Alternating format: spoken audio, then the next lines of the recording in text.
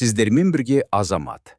Және менің шынайы оқиғаларым. Оқиға ұнаса видеоға лайк басып, комментарийге өз ойларыңызды жазып кетіңіз. Приятного прослушивания. Мен прокуратурадан зейнетке шыққаныма бірнеше жыл болды. Тыныш өмір сүріп жатырмын. Бірақ өткен өмірдің кейбір істері өздігінен еш себепсіз еске түседі. Теледидардан хирург немесе іздестіру деген сөздерді естісем болды. Естеліктерім мұрағат жертөлесіндегі сарғайған папкалардай бәрін бетіне шығарады. Солардың бірі 1985 жылдың көктемінде мен прокуратураның салыстырмалы түрде жас аудандық тергеушісі болған кезде басталды. Ол кезде кезекшілік қалыпты өтіп жатқан. Прокуратурада қатты қызған жылу батареяларынан қапырға ауатырды. Керезе алдындағы бұлыңғыр әйнекке ескі фикус гүлі созылып өсіп тұрған. Ал бұрыштағы сенімді үстел желдеткіші ешқандай пайдасы болмаса да, адамды тыныштандыру үшін бір қалыпты гүлдеп тұрды. Үстел үстінде шағымдар, қадағалау істері, тексерулер журналының иіндісі жатыр. Мен қабырғадағы орындықта кезекті тұрмыстық төбелеспен келген учаскелік полиция қызметкерін күтіп отырғанмын. Бұрышта тұрған радио қабылдағыштан біреу кезекті қаулылар мен маскүнемдікпен күрес туралы жайбарақат сөйлеп жатты. Үстел үстіндегі телефон сыртылдаған дыбыспен шұғыл шырылдады. Қалалық ішкі істер бөлімінің кезекшісі іскерлік үнмен сөйледі. Қалалық аурухананың хирургия бөлімі меңгерушісінің әйелі хабар ошарсыз кеткені туралы арыз келіп түсті. Сонымен қатар оның әріптесі хирург дәрігер де жұмысқа келмеген. Ауруханада шу шығып, бас дәрігер қалалық денсаулық сақтау бөліміне баяндаған. Ал ол жақтан ақпарат жоғарыға, қалалық комитетке кетіп, әдеттегідей жағдайды бақылауға алу туралы бұйрық түскен. Прокуратураға тексеру үшін тергеуші жіберуді сұрап қоңырау шалды. Ол тергеушімен болдым. Арызды бөлім меңгерушісі, қаламызға танымал адам, Серік Мақсатұлы Құрманов өзі жазған. Парақты көргенде ең алдымен байқағаным, тегіс, сенімді, қатесіз жазу мәнері болды. Арызда алдыңғы күні таңертең әйелі Айгүл Нұрланқызы үйден жұмысқа шығып кетіп, қайтып оралмағаны көрсетілген. Ол сол күні ауруханаға да келмеген. Мәтінен белгілі болғандай, олардың әріптесі хирург Алмас Бақытжанұлы Оспанов та сол уақытта жұмысқа келмеген. Құрмановтың айтуынша, екеуі де бұрын соңды хабарсыз кету жағдайларымен байқалмаған. Суицидтік бейімділіктері болмаған, бірақ соңғы кездері әйелі шаршағанына шағымданған. Ал Оспановты ол тұйық адам ретінде сипаттаған. Сол кездегі қолданыстағы нұсқаулықтарға сәйкес, хабар ошарсыз кету туралы арыздар түскенде, алаңдатарлық мәліметтер болмаса, тұрғылықты жері бойынша тексеру жүргізілуі керек болатын. Мен қажетті құжаттарды толтырып, журналға белгі соқтым да, аудан прокурорына баяндадым. Ол қағаздарынан көзін алмай, алдын ала мәліметтер бойынша отбасында ашық жанжалдардың болмағанын нақтылап сұрады да, материалды бақылауда ұстауды бұйырды. Осыдан кейін мен қалалық қылмыстық іздестіру бөлімінің кезекші бөліміне хабарласып, бірлесіп шығу үшін көлік пен 2 жедел уәкіл сұраттым. Құрмановтардың үйі сол кездері перспективалы құрылыс деп атауды ұнататын жаңа панельді үйлердің бірінде орналасқан еді. Киптік аула, кемір сырғанағы мен құм салғышы бар балалар алаңы. Айналада Жигули мен Москвичтердің қалың қатары тұр. Бағаналар арасындағы арқандарда кір жайылып тұр. Кіреберіс бәрінікіндей, қабырғалары тозған, ылғалдым, мысықтардың және бөтен ас үйлердің иісі араласып шығады. Пәтер есігін Серік Мақсатұлының өзі ашты. Жасы 35-тер шамасында, сымбатты, шашы қысқа алынған, үйде киетін тоқыма костюм киген, жүзі шаршаңқы, бірақ жинақы, жанары тік қарайды, дауысы бәсең, сыпайы. Біз өзімізді таныстырып, қызметтік куәліктерімізді көрсеттік. Мен пәтерді қарап шығу, әйелі мен әріптесінің жоғалып кету жағдайларын анықтау және бірнеше сұрақ қою қажет екенін түсіндірдім.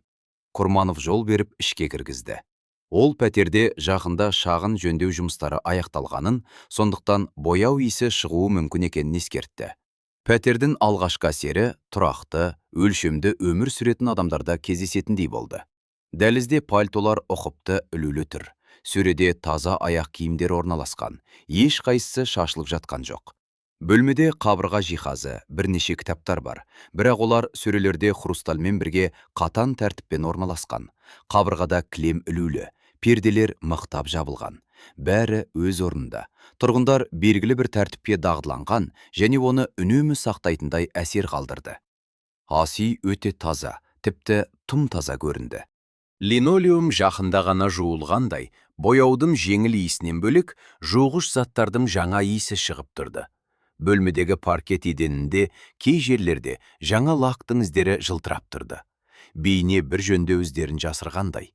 Сол кезде мен бұл ұқыптылықты жөндеуден кейін үйді ретке келтіруге деген әдеттегі ұмтылыс деп қабылдадым. Кейде әйелі жоғалып кетсе де, күйеуі бастаған ісін аяқтағысы келіп тұрады. Әсіресе үйде бәрін үлгілі қалып тастау дәстүрі болса. Менімен бірге келген жедел уәкілдер үнсіз келісіммен бөлмелерге тарап, жиһаздарды, қойманы, балконды қарап шықты. Олар тәжірибе мен нұсқаулық талап ететіндей, ешқандай артық шусыз, әдеттегідей әрекет етті.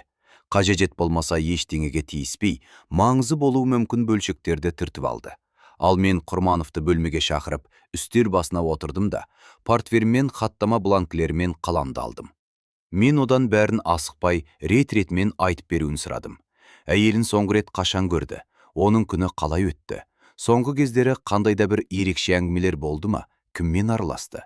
Сондай-ақ әріптесі Оспанов туралы не білетінін, онымен соңғы рет қашан кездескенін, оның алдыңғы күні өзін қалай ұстағанын сипаттауын сұрадым.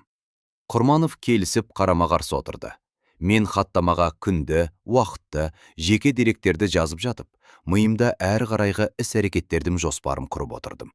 Алдымен күйеуінің жауабы, сосын ауруханаға бару, бас дәрігермен әріптестермен сөйлесу, жұмыс журналдарын, табелдерді тексеру, одан кейін аула мен кіреберіс көршілерінен соңғы күндері қандайда бір күдікті нәрсе байқады ма деп сұрастыру. Бұл кезеңде бәрі белгісіз себеппен жоғалған адам туралы әдеттегі материал сияқты көрінді. Оқиғаның қалай аяқталатыны әлі белгісіз еді. Аман-есен орала ма, әлде қылмыстық іске ұласа ма? Менің тәжірибемде мұндай материалдар жеткілікті болатын. Сондықтан оған артық эмоциясыз, дәлдік пен жүйелілікті талап ететін кезекті тапсырма ретінде қаладым. Пәтердегі бұл ерекше, тіпті ауруханадағыдай тазалықты мен кәсіби тұрғыда ешқандай арнайы қорытындысыз түртіп қойдым. Ақыр соңында алдымда стерильділік пен тәртіпке үйренген хирургия бөлімінің меңгерушісі отырды. Мен мұндай жағдайларда әрқашан қалай басталса солай бастадым. Тергеу хаттамасын толтырып, бас жағына оның мәліметтерін енгіздім. Арызданушы ретінде жауап алынып жатқанын көрсеттім де, содан кейін ғана бәрін өз сөзімен рет-ретімен айтып беруді ұсындым. Серік Мақсатұлы арқасын тік ұстап, медициналық конференцияда отырғандай отырды. Қолдарын үстел үстіне қойды. Бір қолының алақанымен екінші қолының білегін, сағатын жеңіл ұстап тұрды. Бейне бір оның орнында екенін тексеріп тұрғандай. Дауысы бір қалыпты, үзіліссіз, айқын, шаршаусыз, тек аздап бәсең шықты. Ол әйелмен бірге 10 жылға жуық тұрып жатқанын, некелері ресми тіркелгенін, балалары жоқ екенін айтты. Тырысқанымен болмағанын қосты. Бірге тұрады. Бұл пәтерді олар ауруханадан ведомстволық тұрғын үй ретінде ол бөлімді басқара бастағаннан кейін алған. Отбасылық қарым-қатынасты жалпы алғанда жақсы деп сипаттады. Бірақ соңғы кездері Айгүл Нұрланқызының ашушаң болып кеткенін, шаршағанына шағымданатынын, түнгі кезекшіліктерден және тұрақты жауапкершіліктен жалыққанын айтқанын ескертті. Содан кейін мен әйелін соңғы рет көрген соңғы күннің оқиғаларын егжей-тегжейлі түсіндіруді сұрадым. Ол сабырмен үзіліссіз бастады. Қалыпты таң болды деді. Біз әдеттегідей ерте тұрдық. Сағат 7 шамасында. Таңғы асқа ботқа мен шай іштік. Мұны ол механикалық түрде нақтылады. Әйелі киініп сөмкесін дайындап, емханаға кезекшілікке дейін соғып кететінін, қандайда бір анықтама алу керектігін айтты. Оның айтуынша, ол үйден сағат 8:30 шамасында шығып кеткен. Өзі де біраз уақыттан кейін ауруханаға кеткен. Өйткені сол күні жоспарлы операция және палаталарды аралау белгіленген еді. Мен одан егжей-тегжейлі сұрадым. Әйелі не киіп кетті, өзімен бірге не алды? Ол мүдірместен санап берді. Қара көйлек, пакетте ақ қалат, сөмкесінде төлқұжат, медициналық рұқсаттама және ақша болған. Оның бағалауынша ақша көп емес. Әдеттегідей жолақы мен ұсақ-түйек шығындарға жетерліктей ғана. Ол чемодан, жол сөмкелерін алмағанын айтты. Содан кейін ол өзінің ауруханадағы күні туралы айтты. Таңертеңнен бастап бос болмағанын айтты. Әріптестермен жиналыс, сосын операциялар, сосын консилиум. Уақытты бөлімнің кестесіне сүйеніп шамамен көрсетті. Оның айтуынша, ол үйге түнге қарай сағат 10-дар шамасында оралған. Айгүл Нұрланқызы үйде болмаған. Бастапқыда бұған аса мән бермей, жұмыста немесе құрбыларында кешігіп қалған шығар деп ойлаған. Ауруханаға қоңырау шалып көрген, бірақ кезекші медбиге әйелінің сол күні мүлдем кезекшілікке шықпағанын және журналда белгіленбегенін айтқан. Мен бұл сөздерді ішімнен түртіп алдым, бірақ қаттамаға сабырмен ешқандай түсініктемесіз енгіздім. Адамдардың жұмысқа жетпей, тіпті үйге де жетпей жоғалып кететін жағдайлары көп болған, және әр жолы жіптің қай жерден үзілгенін анықтау керек еді. Серік Мақсатұлы сөзін жалғастырып, басында күтуді ұйғарғанын айтты. Түнді қысқаша сипаттады. Дерлік ұйықтамағанын, пәтер ішінде арлы-берлі жүргенін, кіреберістегі аяқ дыбыстарына құлақ түргенін, бірдеңе болды ма деп ойлағанын айтты. Таңертең әріптестері мен көршілерінің арасынан бірнеше ортақ таныстарына қоңырау шалған, бірақ ешкім нақты ештеңе айтпаған. Кек осыдан кейін кешке қарай полицияға хабарлауды ұйғарған. Мен әйелінің жұмыста қандайда бір жанжалдары болды ма, кіммен жақын араласты, қаладан кету немесе отбасын тастап кету ниеті туралы әңгімелер болды ма деп сұрадым. Мұндай әңгімелерде адамдар әдетте тікелей айтпаса да, жақындарына өміріндегі өзгерістер туралы тұспалдап жеткізеді. Ол бір сәт үнсіз қалып, сосын жауап берді. Оның байқауынша, соңғы кезде әйелі салқын тартып, үй шаруасына қызығушылығы төмендеген, кезекшілікке, қосымша ауысымдарға сілтеме жасап, жұмыста жиі кешігетін болған.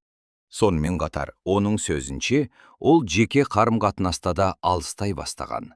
Ол әйелінің қандайда бір көңілдесі бар деп болжағанын, бірақ тікелей дәлелдері болмағанын, ал жаңжал шығаруды өзі ішінде, ол ішінде қорлау деп санағандықтан үндемегенін айтты. Сонымен қатар ол әйелінің өз сырт бетіне көбірек көңіл бөле бастағанын, бұрын аса рұқсат бермейтін косметика мен жаңа іш киімдерді жиі сатып ала бастағанын байқағанын атап өтті. Оспанов туралы сұрағанда, ол сабырмен жауап берді. Алмас Бақытжанұлымен бірнеше жылдан бері қатар жұмыс істеп келе жатқанын айтты. Ол хирург қабілетті, бірақ мінезі тұйық деді.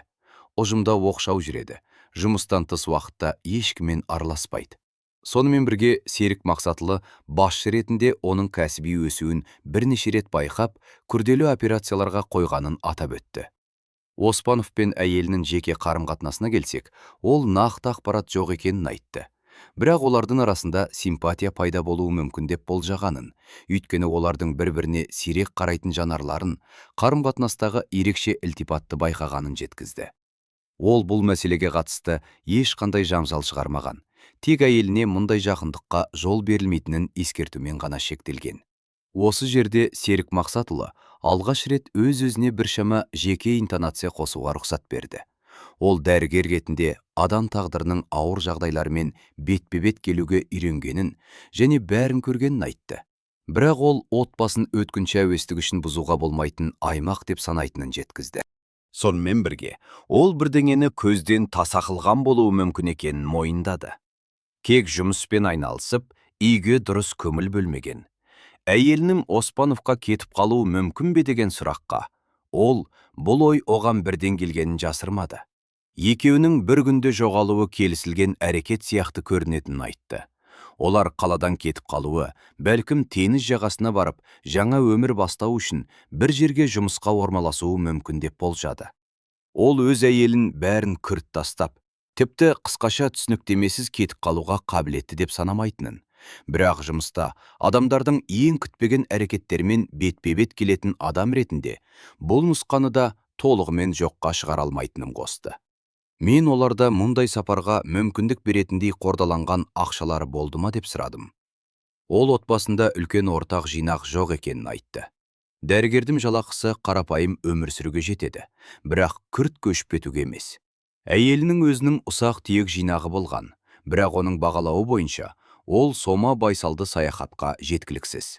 Оспанов туралы айтқанда, оның қаржылық жағдайы туралы ештеңе білмейтінін, Тек оның жатақханада жалғыз тұратынын және сырт келбетіне қарағанда ерекше байлығы жоқ екенін жеткізді. Ол бүкіл жауап алу барысында сабырлы болды. Сөздері бір қалыпты, артық эмоциясы шықты.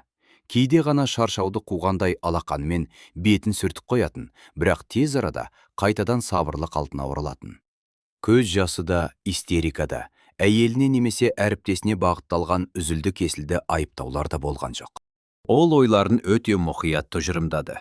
Бейне бір медициналық консилиумда сөз сөйлеп жатқандай сөздерін таңдап отырды. Бұл сол жылдардағы зиялы қауым арасында жиі кездесетін қасиет еді. Тіпті жеке трагедия кезінде де бет бейнені сақтау, басқалардың көзіне артық бөлшектерді көрсетпеу. Мен сұрақтарды тергеу бөлімінің кабинеттерінде үйреткендей байыппен қойып отырдым. Секірмей, қысым жасамай, оқиғалардың картинасын біртіндеп құру. Туыстары, отбасы достары, Айгүл Нұрланқызы баралатын ықтимал мекенжайлар туралы, оның басқа қалаларда бұрын тұрған немесе оқыған жерлерінде ескі байланыстары бар жоғын сұрадым. Ол әйелінің атанасы бірнеше жыл бұрын қайтыс болғанын, басқа аймақта алыс туыстары қалғанын, бірақ олармен байланыс әлсіз, хат-хабар сирек екенін айтты. Нақты мекенжайларды атай алмады. Әйелінің ескі хаттарынан қарауға уәде берді. Мұның бәрі хаттамаға мұқият, қысқартусыз енгізілді.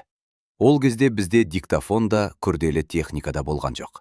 Тек өз жадымызбен жазу дәлдігіне сүйенуге тура келді. Мен кейде қысқаша үзіліс жасап, жекелеген тіркестерді дауыстап оқып, тұжырымдамаларды нақтылап отырдым. Серік Мақсатұлы келісіп, егер кейбір сөздерді дәл емес деп санаса, түзететін. Жауап алудың соңында ол хаттаманы басынан аяғына дейін мұқият оқып шығып, әр бетіне ұқыпты түрде қол қойды. Біз аяқтаған кезде мен қағаздарды папкаға салып, оған материал бойынша тексеру жүргізілетінін, көршілерден, әріптестерінен жауап алынатынын, шешім қабылданатынын айттым. Одан пәтерді криминалистің қатысуымен толығырақ қарап шықсақ, қарсы болмайтынын сұрадым. Ол дәрігер ретінде мұндай әрекеттердің қажеттілігін түсінетінін және кедергі жасамайтынын айтты. Кек әйелінің заттарына ұқыпты қарауды өтінді. Осылайша алғашқы жауап алу аяқталды. Ол кезде бұл отбасы үшін жағымсыз болса да, қалыпты оқиғаның бір бөлігі болып көрінген. Жоғалып кету, ықтимал кетіп қалу. Әзірге тек құрғақ қабығы ғана көрініп тұрған қандай да бір жеке драма. Іздеу туралы арыз. Шынымды айтсам, мен сол кезде бұл іс туралы барлық нұсқаулықтарды сақтай отырып, мұқият жұмыс істеуді талап ететін кезекті материал деп ойладым. Қалғанын уақыт пен фактілер көрсетеді. Келесі күні мен пәтерге қайта оралдым. Бұл жолы күндізгі жарықта және жалғыз емес, аудандық криминалист сарапшымен бірге келдім. Оның аты Бақытжан Серікұлы еді.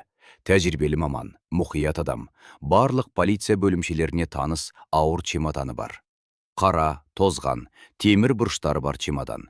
Ішінде бәрі орнымен. Масштабты сызғыш, лупа, пинцет, пробиркалар, сүзгі қағаз, мақта тампондар, бастапқы сынақтарға арналған реагенттер. Біз таңертең күн сәулесі панельді үйлердің арасынан жаңадан түсіп келе жатқанда келдік. Жарық терезеге дұрыс бұрышпен түсіп тұрды. Мұндай жағдайда көптеген бөлшектер шам жарығына қарағанда әлде қайда жақсы көрінеді. Жедел уәкілдер бізді күтіп тұрған еді. Олардың бірі түнімен пәтерде отырып, ресми түрде оқиға орнының сақталуын қамтамасыз етті. Серік Мақсатұлы есікті бірден ашты. Ол алдыңғы күнге қарағанда шаршаңқы көрінді, бірақ әлі де жинақы және сұпайы қалпын сақтаған. Мен оған маманның қатысуымен толығырақ қарап шығатынымызды еске салып, егер қарсы болмаса, заң бойынша қатысуға құқылы екенін айттым. Ол қатысатынын айтып ас үйге кетті. Біз одан сол жерде күте тұруын өтіндік. Бақытжан Серікұлы, екеуміз тәртіп бойынша жалпы қарап шығудан бастадық. Мен қарау хаттамасын жасап, уақытты, қатысып отырған тұлғаларды көрсетіп, пәтерді қысқаша сипаттадым. Содан кейін еденді, әсіресе алдыңғы күні жаңа лак іздері байқалған жерлерді мұқият тексеруге кірістік. Криминалист чемоданын ашып, құрал жабдықтарын шығарды. Мұндай жағдайда ешкім асықпайды. Алдымен визуалды қарау. Ол перделерді ашып, бөлмеге күндізгі жарықты түсірді. Алдыңғы күні сәл ғана сырланғандай көрінген паркетте, енді кей жерлерде қалған бетке қарағанда сәл күңгірттеу болып тұрған әрең байқалатын іздер көрінді.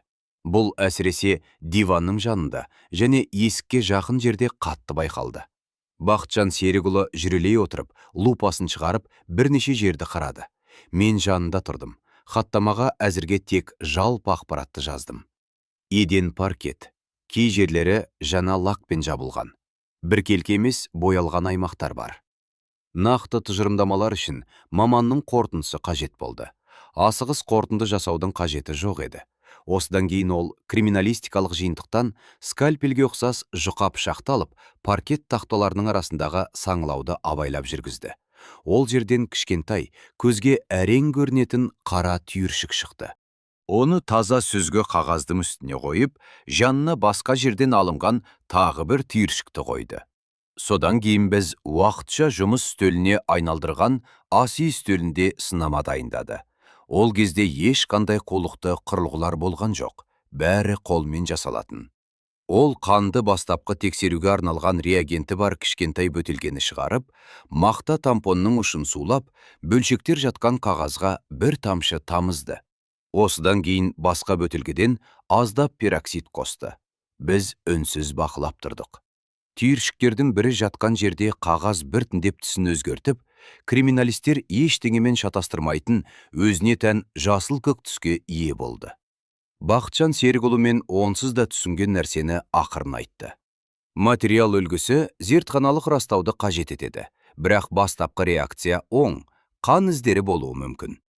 Мен мұны хаттамаға ешқандай артық сөзсіз, қалай болуы керек солай жазып қойдым.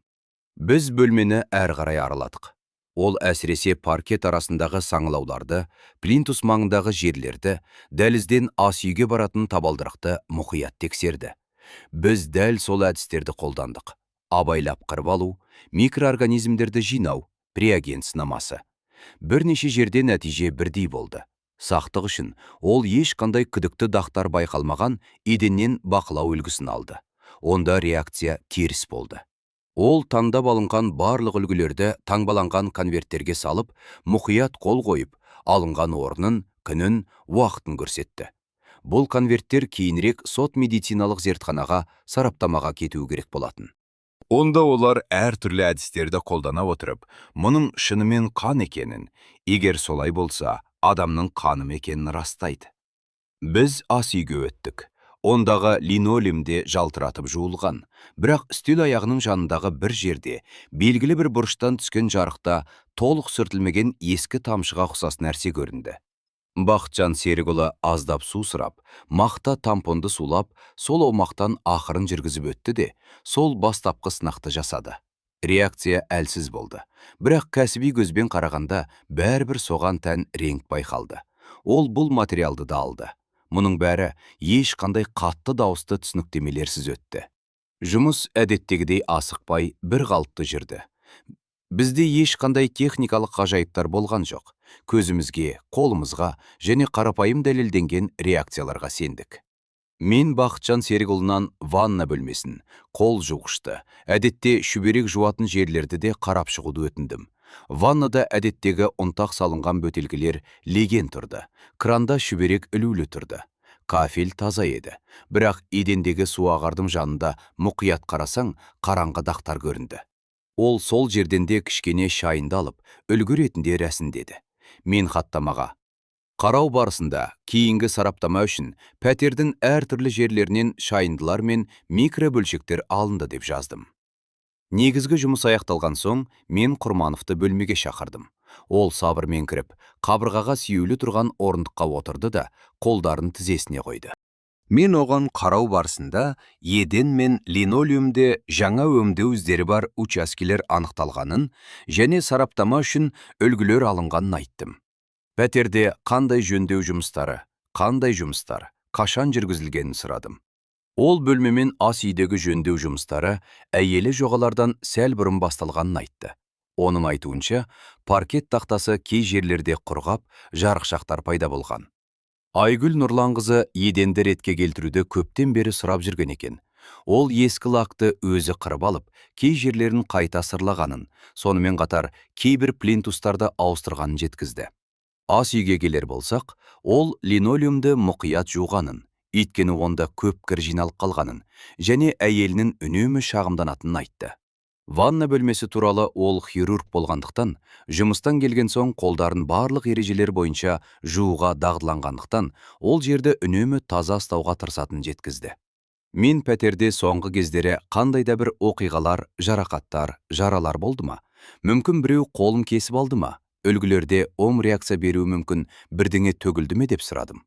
Ол ерекше жағдайларда есіне түсіре алмайтынын, тек тамақ пісіру кезіндегі ұсақ тұрмыстық кесіп алуларды қоспағанда, бірақ бұл оның айтуынша көп уақыт бұрын болған деді. Мен бұл түсініктемелердің барлығын қарау хаттамасына және жеке түсініктемеге енгіздім. Құжатта ешқандай эмоционалды бағалаулар болған жоқ, кек фактілер.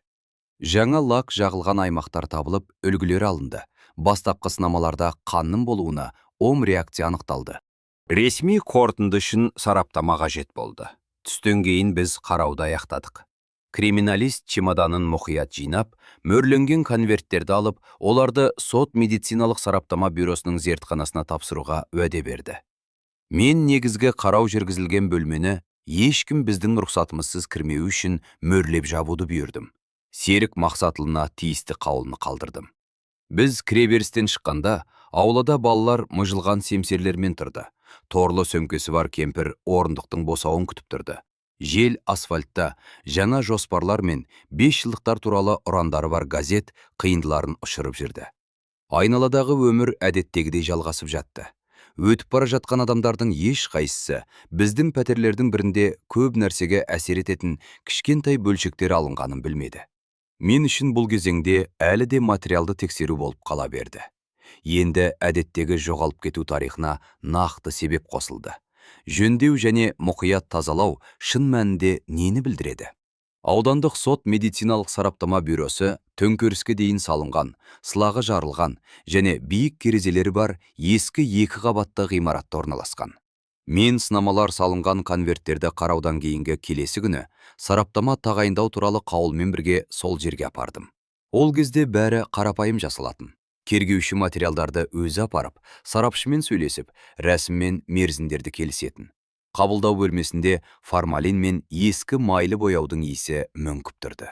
Омып кеткен халат киген медбике журнал бойынша тексеріп, оны менің әкелгенімді тіркеп, менің көшірмеме күнін қойып берді. Мен біздің қылмыстық материалдарымыз әдетте берілетін сарапшымен байланыстыруды сұрадым. Ғалымжан Қанатұлы, сот сарапшысы, жасы 50-лер шамасындағы, оқыпты кесілген бурыл сақалы бар, күтімді адам еді. Ол маған халатпен шықты. Кемекі шеккен жоқ. Тек киімін былғамау үшін қолдарым қалтасына салып тұрды. Бұл оның формалинге байланысты әдет екенін білетінмін. Біз оның кабинетіне кірдік. Онда үлкен үстелде микроскоп, центрифуга, пробиркалар мен сарысулар салынған қораттар толып тұрды. Мен мән-жайды түсіндірдім. Хабар ошарсыз кеткендер туралы арыз. Бөлім меңгерушісінің пәтері қарау кезінде паркет пен линолеум саңылауларынан микробөлшектер және кафельден шайындылар алынды. Бұл қан іздер ме? Егер ие болса, адамдікі ме? Жоқ па? Сондай-ақ мүмкін болса, қан тобын анықтауды сұрадым. Ол артық сұрақ қоймай тыңдады. Кәсібилік отбасылық өмірдің егжей-тегжейлерін талап етпеді. Тек жоғалған адамдардың қан топтары туралы мәлімет бар жоғын сұрады. Ол кезде бұл ақпарат амбулаториялық карталарда және аурухана жазбаларында болатын. Мен сұрау ауруханаға жіберілгенін, бірақ әзірге жауап жоқ екенін, сондықтан алдымен белгілі сандарға бейімделмеген таза сарапшы қорытындысын алған дұрыс болатынын айттым. Ғалымжан Қанатұлы келісіп, қан топтары туралы ақпарат дайын болғанда, кейінірек салыстыру үшін оған ресми анықтама жіберуімді сұрады. Біз оның қанның бар екендігі туралы бастапқы қорытындыны ақылға қонымды мерзімде жасайтынына, ал топтық тиесілігі бар түпкілікті қорытынды барлық қажетті реакциялардан кейін берілетініне келістік. Ол кезде ДНК тесттері бізде әрине болған жоқ. Біз қолда бар нәрселермен жұмыс істедік. Микроскопия, гемоглобин реакциялары, тұнбаға түсу, түрлік сәйкестендіру, стандартты сарысулар бойынша қан тобы. Және бұл бір қатар жағдайларда маңызды бөлшектерді растауға немесе жоққа шығаруға жеткілікті болатын. Прокуратураға оралған соң, мен сот медициналық сараптама тағайындау туралы қаулы шығардым. Үлгілердің қайдан алынғанын егжей-тегжейлі сипаттадым. Сарапшының алдына қандай сұрақтар қойылатынын жаздым. Бұл қан ба? Егер солай болса, адамдікі ме? Топты анықтау мүмкін бе? Қанша түрлі топ анықталды. Қаулыға қан тобы туралы ақпарат сұралған тұлғалардың тізімі қоса берілді. Әйелі, Құрмановтың өзі және жоғалған хирург Оспанов. Мұның бәрі бюроға кетті. Сол уақытта мен ауруханадан алғашқы жауаптарды алдым. Телефон арқылы сөйлесуден, содан кейін ресми қағаздардан Айгүл Нұрлан қызының қан тобы екінші, резус факторы ом екені белгілі болды. Серік Мақсатұлында бірінші, сондай-ақ резусы оң. Алмас Бақытжанұлында үшінші, резусы оң. Мен бұл деректерді өзім үшін жұмыс дәптеріне түртіп қойдым. Сараптаманың тазалығын бұзбау үшін әзірге ешқандай іс жүргізу құжаттарына енгізбедім. Бірнеше күннен кейін мен Ғалымжан Қанатұлының кабинетіне оның шақыруымен қайта бардым. Оның үстелінде менің конверттерім ашылып, ұқыпты түрде жайылып жатты. Жанында микроскоптың бірнеше шынысы, реакция кестелер тұрды. Ол ең бастысынан бастады. Ол паркет саңлауларынан алынған барлық негізгі үлгілерде қан реакциясы расталғанын айтты. Стандартты химиялық әдістер қолданылған. Алдымен пероксид пен реагент арқылы, содан кейін неғұрлым спецификалық реакция жасалған. Нәтижелер сәйкес келді. Сонымен қатар микроскопиялық зерттеу қанға тән формалық элементтерді көрсетті. Түрі тиісті сарысуды қолдану арқылы анықталды. Нәтиже адамның қаны. Ас үйдегі және ваннадағы линолеум мен бояудақтарынан алынған шайындылар бойынша жағдай сәл күрделірек болды. Реакция ол жерде жуғыш заттар мен сумен қайта-қайта өңделгендіктен әлсіздеу болған. Бірақ онда да қан іздері табылды. Бұл шайындылар бойынша түрлік тиесілік те адамдікі екенін растады. Содан кейін ол ең маңыздысын айтты. Үлгілердің бір бөлігіне топтық талдау жүргізу мүмкін болды. Ол маған әдеттегідей студенттерге дәріс оқып жатқандай сабырмен түсіндірді. Қатып қалған іздерден бөлініп алынған сарысулардан қиындықпен болса да стандартты сарысулармен агглютинация реакциясын алу мүмкін болды. Кейбір үлгілерде екінші топтағы қан, басқаларында үшінші топтағы қан анықталды. Бірнеше үлгі бойынша, әсіресе қатты жуылғандарында топ анықталмады. Бұл күтілген жағдай еді. Мен қарама-қарсы отырып жазып алдым. Бөлмемен ас үйде біз бөлшектер мен шайындылар алған жерде кем дегенде екі түрлі қан тобы болған болып шықты. Құрмановтың өзіне тиесілі бірінші топ табылған жоқ, тек екінші және үшінші топ болды. Ғалымжан Қанатұлы зертхана нақты тұлғалар туралы қорытынды жасамайтынын, кек топтарды және қанның бар екенін тіркейтінін баса айтты. Бірақ менің ауруханадан алған мәліметтермен сәйкес келуі өте сипатты көрінді. Мен бізде адам қаны фактісінен бөлек, пәтерде әйелі мен оның әріптесіне тән қан тобына сәйкес келетін іздердің бар екені туралы көрсеткіш пайда болғанын түсіндім. Сарапшы жазбаша қорытынды дайындады. Жұқа сұр қағазда ресми бас киімі бар бланкеде бәрі көрсетілді. Алынған үлгілер тізімі, қолданылған әдістер, химиялық реакциялардың нәтижелері, бірқатар үлгілерде екінші және үшінші топтағы адам қаны табылған туралы қорытынды. Сонында оның лауазымы, кегі, аты жөні және қолы тұрды. Мен қорытындыны алып, журналға қол қойдым да прокуратураға оралдым. Жолда, мұндай жағдайларда әдетте болатындай, миымда тізбек құрылды. Пәтер, мұқият тазалау, жаңа лак, қанға оң реакция, жоғалған адамдар туралы ақпаратпен сәйкес келетін екі қан тобы.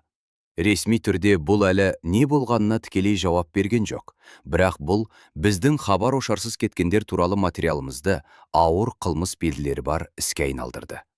Сол күні мен қанның болуын және екі азаматтың жоғалып кетуін ескере отырып, белгісіз тұлғаларды өлтіру ықтималдығы фактісі бойынша қылмыстық іс қозғау туралы қаулы шығардым.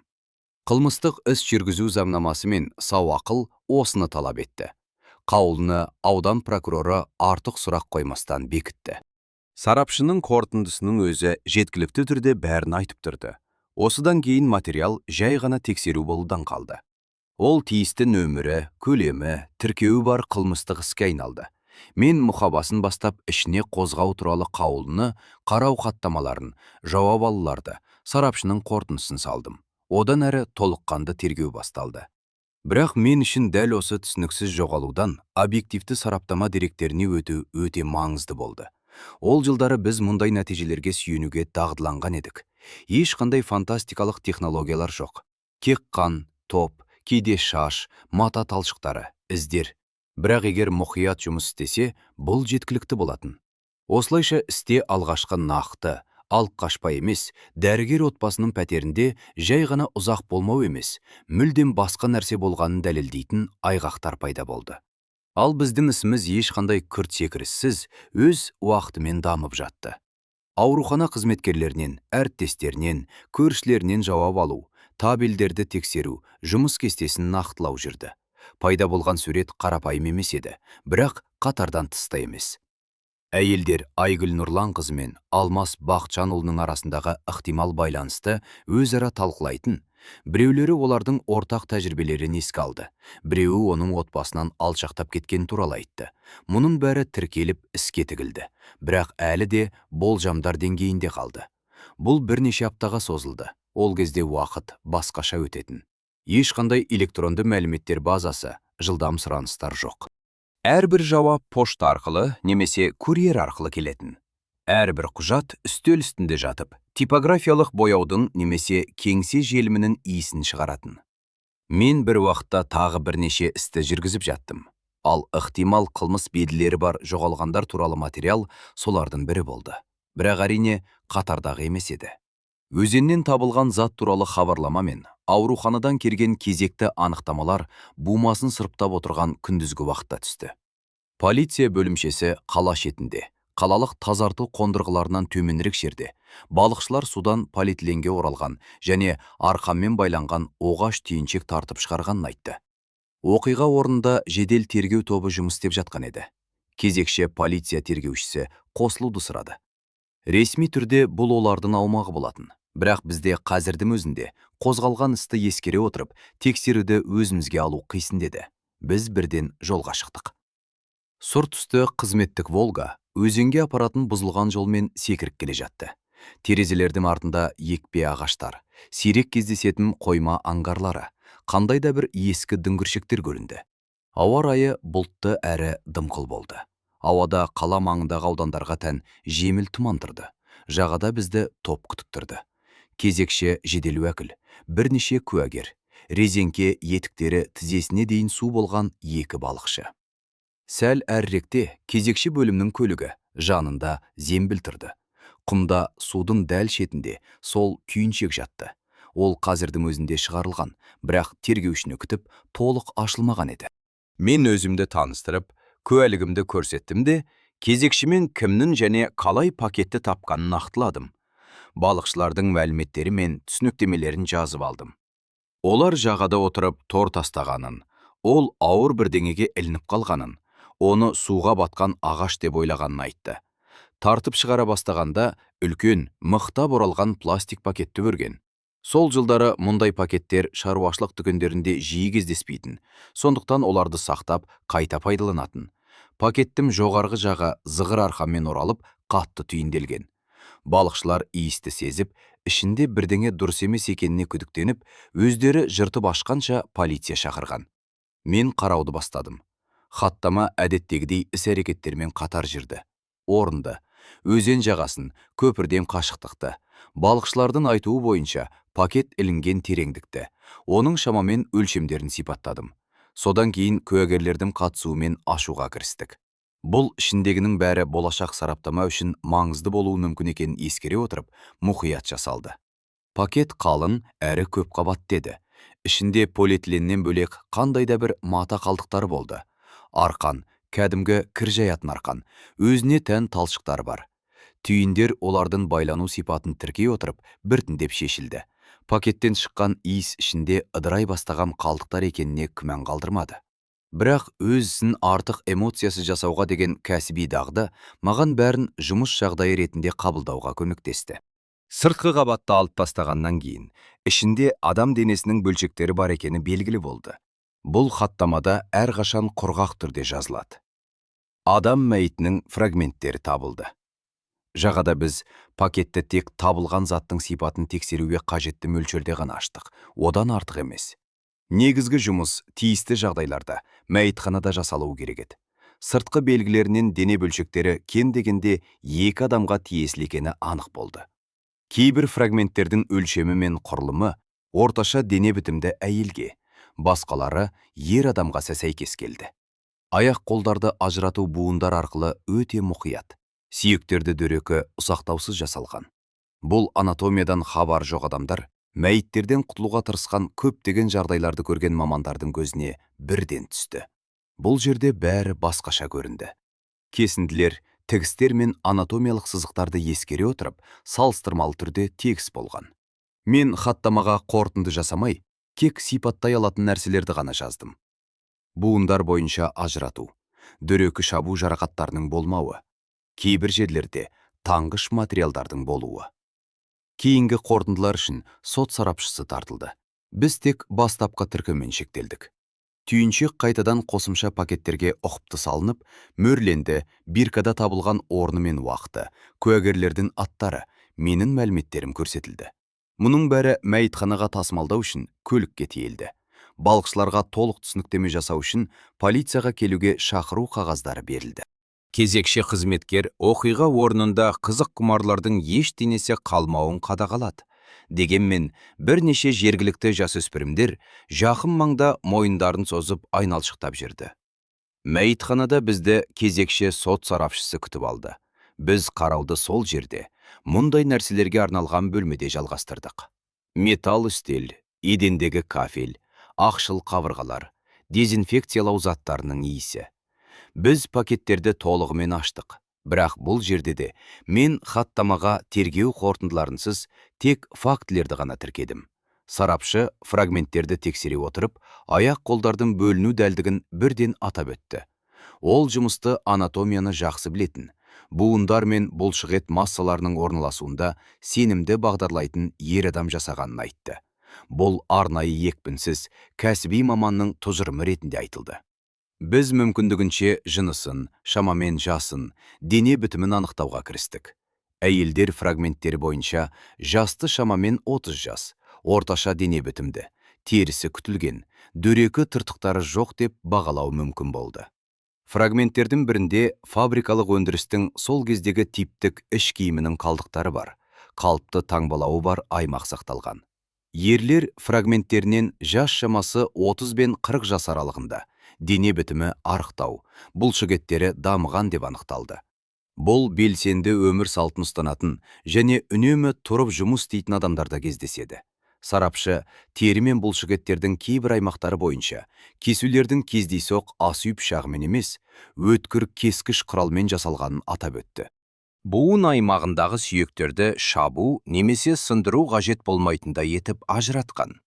Мен бұл сөздерді мәтінге жақын формада хаттамаға енгіздім. Аяқ қолдар буындар арқылы анатомиялық бағдарларды ескере отырып, өткір кескіш құралды пайдалану арқылы бөлінген. Бұл кезеңде жеке басын анықтау үшін бізде көп нәрсе болған жоқ. Бет әлпеті, сондай-ақ адамды бірден тануға болатын үлкен киім бөлшектері болмады. Бірақ дене мөлшері, шамамен жасы, жынысы және бөлу сипаты туралы кәсіби пікір бізді өз ісіміз туралы еске түсіруге мәжбүр етті. Жоғалған медбике мен хирург ықтимал байланыс, меңгерушінің пәтеріндегі қан, топтар бойынша сәйкестік. Мен сарапшыдан табылған бөлшектерді толық зерттеуді және бөлшектеу әдісімен шамамен уақыты, сондай-ақ шамамен өлім уақыты туралы қорытынды дайындауды сұрадым. Мен қорытындыда қандай құралдар қолданылуы мүмкін екенін бөлек атап өтуді өтіндім. Дегенмен, мен жалпы категориялар туралы сөз болатынын түсіндім. Кескіш, тескіш, мүмкін хирургиялық. Сонымен бірге, біз полиция бөліміне өзеннен шамамен біздің жоғалғандарымыздың жасына сәйкес келетін 2 адамның мәйітінің бөлшектері табылғанын көрсете отырып, істің сипаттамасын жібердік. Бұл олжаны соңғы айлардағы барлық жоғалғандар туралы хабарламалармен салыстыру маңызды болды. Сол күні кешке мен прокуратураға қолтығымда қалың папкамен оралдым. Онда түйіншек табылған жерді және мәйітханадағы бастапқы қарауды сипаттайтын хаттамадан бөлек, біздің алдыңғы құжаттарымыздың көшірмелері болды. Енді олар әйгілі жоғалу туралы шашыраңғы қағаздар жиынтығы емес, әрбір жаңа құжат өзінің өте ауыр мағынасын қосатын бір тұтас тізбекке айналды. Мен сол кезде бұл істің енді жай ғана жағымсыз емес екенін түсіндім. Бұл ұзақ уақыт, кейде өмір бойы есте қалатын іске айналды. Бірақ мен бұл туралы жеке күйзеліс тұрғысынан емес, нақты не болғанын, оны кім, қалай және не үшін жасағанын анықтау деген кәсіби міндет аясында ойладым. Дене мөлшектеріне сот медициналық сараптама жүргізіліп жатқанда, мен бәрі басталған жерге, пәтерге және Серік Мақсатұлының тұлғасына қайта оралуым керек болды. Кез келген осындай іс ерте ме кеш пе алибіді тексеруге тіреледі. Алдыңызда кім тұрғаны маңызды емес. Зауыт слесарі ме, әлде танымал дәрігер ме, тәртіп бәріне бірдей. Ең алдымен мен оның алғашқы жауаптарына оралдым. Хаттамада: таңертең жұмысқа кеттім. Күні бойы ауруханада болдым. Сосын кешке үйге оралдым. Әйелімді таппадым, іздей бастадым. Келесі күні полицияға хабарластым деп жазылған. Мұны жалпы сөздермен емес, біздің жағдайымызда мүмкіндігінше сағаттап тексеру қажет болды. Мен ауруханаға бет алдым. Бас дәрігер, ескі мектептің адамы, мені қабырғасында партияның кезекті көсемінің портреті ілулі тұрған, үстелінде жоспарлар мен есептері бар қалың журналдар жатқан кабинетінде қабылдады. Ол хирургия бөлімінің меңгерушісіне қатысты байсалды тергеу жүріп жатқаннан хабардар еді, және артық эмоциясыз, бірақ байқалатын ішкі сақтық пен ұстамдылық танытты. Ауруханада ешқашан жанжалдар керек емес. Маған Айгүл Нұрланқызы мен Оспанов жоғалған кезеңдегі операцияларды есепке алу журналдарын, кезекшілік ауысымдарын, бөлім бойынша жұмыс кестелерін ұсынуды сұрадым. Біз дәрігерлер бөлмесіне жайғастық. Онда үстелде шәй мен тұқылға толы күл салғыш тұрған. Аға медбике тозған дәптерлерді, операциялар мен кезекшілік ауысымдарының қалың кітабына келді. Мен Құрмановтың жауабында көрсетілген күннен бастадым. Операция журналында таңертең бөлімде бірнеше араласу жоспарланғаны және әр жолға хирургтар мен ассистенттердің аттары жазылғаны көрсетілген. Операциялардың біріне қарама-қарсы операцияны бөлім меңгерушісі жүргізеді, Оспанов ассистент болады деп жазылған. Бірақ іс жүзінде деген бағанда басқа жас дәрігердің аты көрсетілген. Ал Құрманов пен Оспановтың тегіне қарама-қарсы олардың операция бөлмесінде жоқ екендігі туралы белгі қойылған. Медбикелердің бірі өз жазуымен меңгеруші қызметтік іспен кетті, ал Оспанов жұмысқа келмеді деп жазыпты. Мен аға операциялық медбикені шақырдым. Жасы келген, шаршаңқы жанары бар және үнемі басындағы орамалын түзете беретін әдеті бар әйел. Мен одан сол күні не болғанын егжей-тегжейлі еске түсіруді сұрадым. Ол ештеңені әсілелегісі келмейтіндей іскерлік үнмен сөйледі. Ол таңертең Серік Мақсатұлының шынымен келіп, қысқаша талдау өткізгенін, операциялар бойынша нұсқаулар бергенін, бірақ өзі операция бөлмесіне кірмегенін айтты. Ол біраз уақытқа кететінін айтқан. Себебін атады ма жоқ па, оны есіне түсіре алмады. Оның айтуынша, Оспанов сол күні бөлімде мүлдем көрінбеген. Басында олар оны кешігіп қалды деп ойлаған. Содан кейін кестені шатастырған шығар деп шешкен. Бірақ түске таман оның жоқ екені анық болған. Мен бұл жауапты жазып алдым. Құрманов операциялармен бос болдым деп атаған күннің бір бөлігі іс жүзінде бос болғаны. Кем дегенде операция бөлмесіндегі тікелей жұмыстан бос болғаны анықталды. Осы кезеңде оның бөлімде болғаны туралы ресми растау бізде болмады. Содан кейін мен регистратурадағы кезекші медбикеден жауап алдым. Ол меңгерушіні таңертең бөлімге келгенде және түскі асқа жақын ауруханадан шығып бара жатқанда көргенін есіне алды. Ол қанша уақыттан кейін қайтып келді деген сұраққа ол байқамадым деп жауап берді. Ол жылдары ешкім әрбір қозғалысты сағатпен тексермейтін, адамдар тұрақты бақылаусыз өмір сүретін, бірақ оның түске таман кетіп қалғаны фактісі қазірдің өзінде анық болды. Маған оның қозғалысын қалпына келтіру керек болды. Мен киім ілетін орынға барып, киім ілушімен сөйлестім. Олар өз алдына тірі кітап еді. Кімнің қашан келіп, қашан кеткенін, кем дегенде жалпылама еске сақтайтын. Ол Серік Мақсатұлының таңертең пальтосын өткізгенін, ал түске таман келіп, аз уақытқа кетіп барамын деп алып, бөрігінде киіп кеткенін айтты. Оның сөзінше, ол кейінірек сырт киімсіз, жұмыс күннің соңына таман қайтып келген. Нақты уақытты айта алмады, бірақ кетуі мен қайтып келуі болғанын баса айтты. Содан кейін мен кадрлар бөліміне барып, осы кезеңде қандай да бір іс-сапарлар немесе көшпелі сапарлар ресімделгенін нақтыладым. Мұндай ештеңе болмапты. Жұмысқа қатысу табелінде қысқа мерзімді жоқтығын көрсетпейтін, жұмысқа қайта оралғаны туралы әдеттегі белгілер тұрды. Сонымен қатар мен өзеннен табылған фрагменттер, оралған полиэтилен пакеттер мен кір жаятын арқанды қайдан сатып алуға болатынын сұрастырдым. Ол жылдары мұндай нәрселер жай ғана шығын материалы емес еді. Үлкен пластик пакеттер жиі кездеспейтін. Оларды әдетте сақтап, қайта пайдаланатын. Мен өзім сұраныс жіберіп, аурухана аумағындағы және Құрмановтар тұратын маңдағы жақын маңдағы шаруашылық дүкендерін аралап шықтым. Арқандар, легендер, щеткалар мен эмаль ыдыстар сататын қосалқы бөлмелердің бірінде сөзуар сатушы әйел Айгүл Нұрланқызы жоғалардан сәл бұрын оларға Құрмановтың сипаттамасына ұқсас көзілдірік таққан, ұқыпты пальто киген ер адам келгенін есіне алды. Оның айтуынша, ол кір жаятын арқан, пластик пакет және бірнеше үлкен пакет сатып алған. Ол кезде мұндай сатып алулар әлде есте қалуы мүмкін еді, өйткені тауар өтімді, бірақ үнемі мол бола бермейтін. Оған тауар чегін бердіңіз бе деген сұраққа ол тек иығын құжатты. Чек белгілі бір сомаға сатып алған кезде талап бойынша берілетін, бірақ дүкенде қалған көшірмесі сол уақыт ішінде басқа құжаттардың арасында жоғалып кеткен. Менің қолымнан келгені, одан сатып алушының ауызша егжей-тегжейлі сипаттамасын беруін сұрау, және оның субъективті қабылдауы бойынша, бұл адам мен көрсеткен фотосуретке ұқсайтынын көрсете отырып, оның түсініктемесін ресімдеу болды. Басқа жерде де осындай жағдай болды. Маталар мен түрлі шаруашылық заттарын сататын базар алаңындағы дүңгіршектің сатушысы жас жігіт. Оларға жақын маңдағы аурухананың дәрігері келіп, саяжайда бірдеңені байлау үшін берік пакеттер мен мықты арқан сұрағанын есіне алды. Бірақ ол Құрманов екеніне сенімді болмады. Базарда мыңдаған адамдар өтіп жатады. Есте сақтау қабілеті сирек бір адамға байланып қалады. Мен дегенмен оның түсініктемесін қосалқы маңызы бар екенін түсіне отырып, іске тіркедім. Біз дүкендегі оқиғалармен айналысып жатқанда, көлік тексеріліп жатты. Серік Мақсатұлының аурухана желісі бойынша кезекте тұрып алған ашық түсті Жигули жеке көлігі бар болатын. Көлік үйдің ауласында әдеттегі орнында тұрды.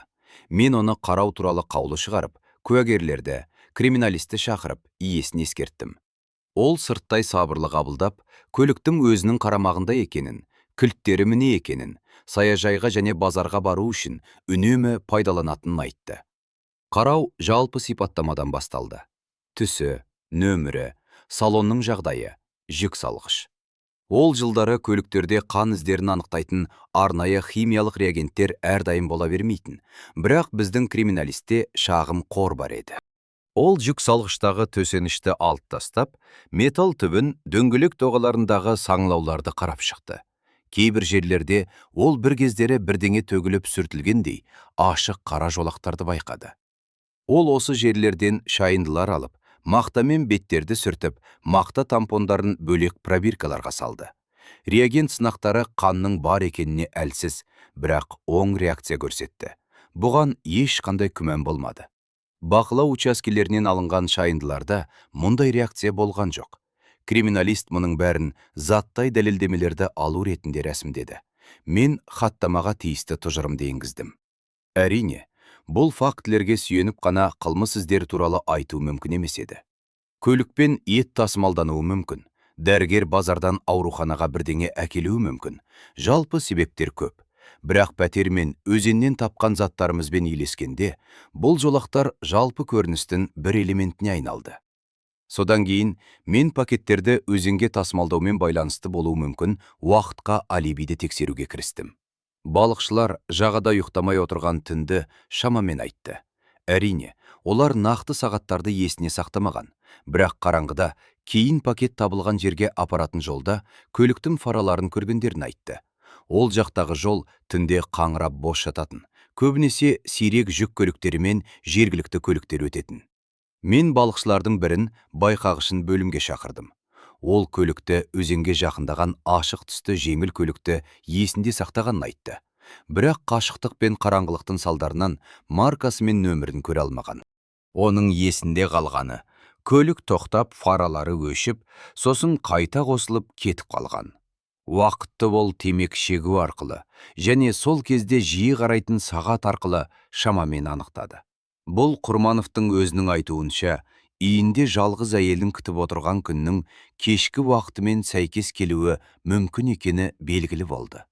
Әрине, бұл оның көлігі екеніне тікелей дәлел бізде болған жоқ. Жол барлығына ашық. Ол жылдары көліктер бір-біріне ұқсас еді, бірақ тексеру элементі ретінде бұл нұсқа есепке алынды. Сонымен бірге, мен аурухана гаражынан сол кеште қызметтік көлікті біреу пайдаланған ба, соны сұраттым. Қызметтік Волга аудандық жиналысқа шыққан. Жүргізушімен ілесіп жүретін адамдар расталды, бірақ бағыт пакет табылған жермен сәйкес келмеді. Мен неғұрлым көп тексерген сайын бір нәрсе анық бола түсті. Айгүл Нұрланқызы мен Оспанов жоғалған күнгі уақыттың едәуір бөлігі нақты тіркеуден тыс қалған. Бұл уақытты кез келген нәрсеге, қарапайым тұрмыстық шаруаларға да, қылмысқа дайындық, оны жасау және жасыруға да жұмсауға болар еді. Осы массаның ішінен біз суырып алған әрбір жаңа факт артық шусыз оған қарсы жұмыс істеді. Бірақ әлі де кәсіби сақтық таныту маңызды еді. Ешбір тергеуші фактілерді алдын ала таңдалған кінәліге бейімдеуге құқылы емес. Бәрін тексеріп, орындарына қойып, салыстыру қажет болды. Алда әлі дәлелдемелер жинау, оның сөздері мен шындық арасындағы барлық сәйкессіздіктерді тексеру бойынша қажырлы жұмыс тұрды. Ал әзірге алибиді тексеру бір нәрсені көрсетті. Серік Мақсатұлының сол күнгі өмірі ол ең басында көрсетуге тырысқандай ашық және минутына дейін жоспарланған емес еді. Дене фрагменттеріне толық сот медициналық сараптама қорытындысы олар табылғаннан кейін шамамен 2 аптадан соң алынды.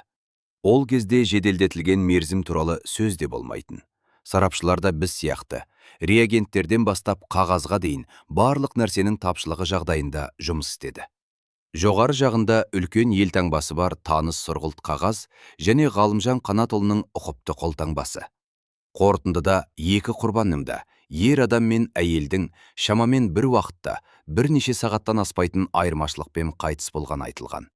Екеуде өткір жүзді қарумен, немесе скальпель сияқты жақсы қайралған пышақпен өмірлік маңызды ағзаларға жасалған көптеген кесілген, сұғылған жарақаттардан қайтыс болған. Сарапшы кесулер туралы бөлек ақпарат бере отырып, олардың сипаты мен дәлдігі қылмыскердің хирургия немесе сабақтас пәндер саласында арнайы білімі бар екенін болжауға мүмкіндік беретінін атап өтті. Сарапшы өлім уақытын белгілер жиынтығы бойынша анықтады. Ыдырау дәрежесі, тіндердің жағдайы, газдардың болуы. Өлім Айгүл Нұрланқызы мен Оспанов іс материалдарынан жоғалған күндері болған анықталды. Бұл біздің картинамызға мінсіз дерлік сәйкес келді. Қалған жұмсақ тіндерде қан топтарын анықтау мүмкін болғанда маңызды болды. Әйел денесіне жататын фрагменттер бойынша топ 2-ші, резус фактор 10, ер адамда 3-ші, резус 10 болды. Бұл деректер аурухананың Айгүл Нұрланқызы мен Алмас Бақытжанұлының қан топтары туралы мәліметтермен сәйкес келді. Сарапшы әдеттегідей фамилияларды жазбады, бірақ сандардың сәйкестігі айқын еді. Сонымен бірге басқа уақытта Құрмановтың көлігінің жүк салғышынан алынған шайындылар бойынша қорытынды да келді. Онда реакцияның әлсіздігіне қарамастан, біздің фигуранттардың негізгі топтық тиесілік белгілері бар адам қаны табылды. Әрбір шайындыда топ нақты анықталмаған, бірақ бірнешеуінде 2-ші және 3-ші топ көрсетілді. Серік Мақсатұлының өзіне тиесілі 1-ші топ еш жерде анықталмаған. Мен бұл құжаттардың барлығын әр парақтың өз орнына түсуін қадағалап, іске тігіп мұқият сақтадым. Алдымен сараптама тағайындау туралы қаулы, сосын кіріс мөрі, содан кейін қорытындының өзі. Парақтардың бұрыштары мұжыла бастады. Іс біртіндеп қалымдап, кек тура мағынада ғана емес, салмақ жинай бастады. Келесі маңызды блок тұрмыстық заттарға қатысты болды. Пәтерді қорытындалғаннан кейін қайта қарау барысында, мен бөлмеде бұрын еденде жатқан кілемдердің бірінің жоқ екенін байқадым. Ол бірінші күні болған. Мен оны есіме сақтап қалғанмын. Шеттерінде қараңғы өрнектері бар стандартты фабрикалық кілем. Екінші қарау кезінде кілемсіз бөлме. Менің сұрағыма Серік Мақсатұлы сабырмен кілем ескі, тозған екенін, оны әйелі екеуі көптен бері тастауды жоспарлап жүргенін, бірақ енді әйелі жоғалып кеткендіктен, өзінің сөзімен айтқанда, тым болмаса осында ретке келтірейін деп шешкенін айтты. Киленің тағдыры қарапайым түсіндірілді. Ол оны ауладағы қоқыс жәшігіне апарған. Мен соңғы күндердегі қоқыс жәшіктерінің ішіндегісін алу туралы қаулы шығардым. Бірақ егер кілем тасталған болса, оны барлық қалдықтардың арасынан табу міндеті дерлік үмітсіз екені анық еді. Әсіресе қоқыс тасушы көліктер жәшіктерді үнемі босатып тұратынын ескерсек. Алайда аула сыпырушысы Серік Мақсатұлының бірнеше күн бұрын кілем өлшемінде оралған бірдеңені шығарып, оны жақын маңдағы жәшікке емес, үйді бойлай алып кеткенін көргенін айтты. Аула сыпырушысы оның нақты қайда кеткенін бақыламаған, оның өз жұмысы бар еді. Мен оның сөздерін түсініктеме ретінде іске қостым. Бұл маңызы болуы мүмкін, және жоғалып кеткен заттың тағы бір еске салғыш екенін түсіндім. Криминалист екеуміз бөлмеде кілем жатқан жерлерді мұқият қарап шықтық. Ол жердегі паркетте жаңа өңдеу іздері қалған. Кей жерлерінде лакты кілемді алғаннан кейін қайта жаққан сияқты. Сондай-ақ саңылаулардан микро бөлшектер алу мүмкін болды. Олар кейінірек қанның бар екенін көрсетті. Мұның бәрі бір тізбекке бірікті. Бұрын кілемнің астына жасыруға болатын нәрсені енді басқаша бүркемелеуге тырысқан. Кішігірім іліністердің маңызы кем болған жоқ. Дәліздегі аяқ киім қоятын шкафты қарау кезінде біз мұқият жуылған резеңке еркектер етігін таптық. Тым ұқытты.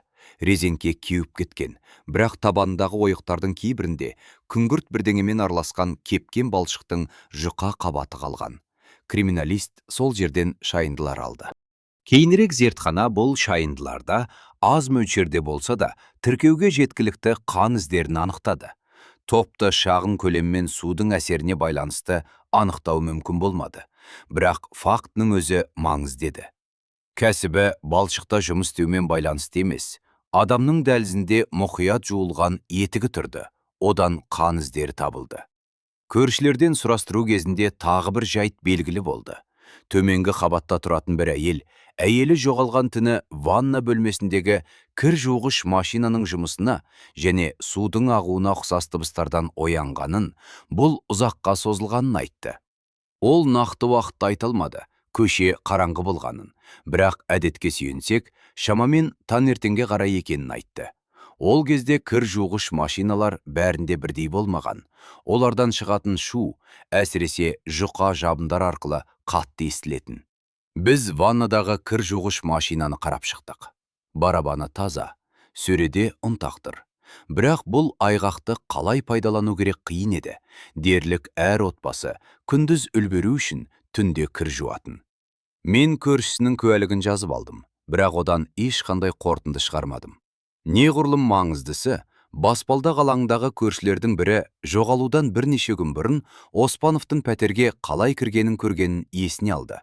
Ол күндіз, халатсыз, азаматтық киіммен, портфельмен кірген. Оның айтуынша, ол бұған мән бермеген. Әріптестер жиі бір-біріне іспен баратын, бірақ әйелі жұмысқа кетіп, қайтып оралмаған күні ол Оспановты кіреберісте көрмеген. Оның Құрмановтың пәтерінен шыққан-шықпаған туралы көрші ештеңе айта алмады. Өйткені өзі іспен кетіп, кеш оралған. Біз сол күндері шаруашылық заттарын сатып алуға қатысты барлық нәрсені көтердік. Пиктен Серік Мақсатұлының қандай да бір шаруашылық тауарларына талондарды айырбастау туралы анықтама үшін келген туралы жазбалар табылды. Бірақ бұл іске тікелей қатысы жоқ болғандықтан еш нәрсеге әкелмеді. Дүкеннің үлкен есепке алу кітабында оның фамилиясы табылған жоқ. Ол кезде көптеген заттар талонмен берілетін, және кем дегенде сатып алушылардың шамамен тізімін жасауға болар еді, бірақ бұл жерде тізбек үзілді. Бірақ біртіндеп оның сөздерінде сәйкессіздіктер жинала бастады. Алғашқы түсініктемесінде ол күні бойы бөлімде бос болғанын, және тек кешке үйінен әйелін таппай, алаңдай бастағанын сенімді түрде мәлімдеген. Ал операциялар журналы мен медицина қызметкерлерінің куәліктері бұл күннің едәуір бөлігінде оның бөлімде болмағанын көрсетті. Мен оны кезекті рет жауап алуға шақырғанда, оның қайда болғанын сұрағанымда, ол қызметтік іспен жүргенін, емханаға барғанын, ауыр науқасқа кеңес бергенін айтты. Бірақ мұны растайтын ешқандай құжат ұсыналмады. Ешқандай кеңес беру жазбалары, талондар, ауру тарихындағы жазбалар біз таппадық. Бірінші әңгімеде ол жөндеу және тазалау тақырыбын мүлдем қозғаған жоқ. Кейінгі жауап алуларда ол еденді қалай тазалағаны, линолеумді қалай жуғаны, қандай бояу қолданғаны туралы егжей-тегжейлі айта бастады. Бірақ бұл нақтылаулар ол біздің әрекеттеріміз бен табылған іздер туралы білгеннен кейін пайда болды. Түсініктеме желісінің қашан және неге өзгергенінде тіркелді. Құралдар тақырыбы да маңызды болды. Пәтерді қарау кезінде біз үйде қандай пышақтар, скальпельдер, медициналық құралдар бар екеніне ерекше назар аудардық. Ас үйдегі тартпада стандартты жиынтық болды. Әртүрлі өлшемдегі пышақтар, олардың біреуі ерекше өткір, арнайы ұқыптылықпен қайралғаны көрініп тұрды. Бөлмедегі жеке қораптан біз бірнеше хирургиялық құралдар таптық. Олардың арасында ескі скальпельдер, қысқыштар, бәрі дәкеге ұқыпты оралған. Мен оларда тін немесе қан іздері қалуы мүмкін деген оймен, оларды сараптамаға алу туралы қаулы шығардым. Зертханада скальпельдердің бірінен шынымен де қатты зақымдалған, бірақ әлсіз реакция берген қан іздері табылды. Топ оларда анықталмады, алайда сарапшы құралдың соңғы рет пайдаланғаннан кейін де бірнеше рет өңдеуге, мүмкін қайнатуға, немесе дезинфекциялаушы заттардың әсеріне ұшырағанын атап өтті. Біз сондай-ақ ауруханадан хирургиялық құралдарды есептен шығару туралы ақпарат сұрадық.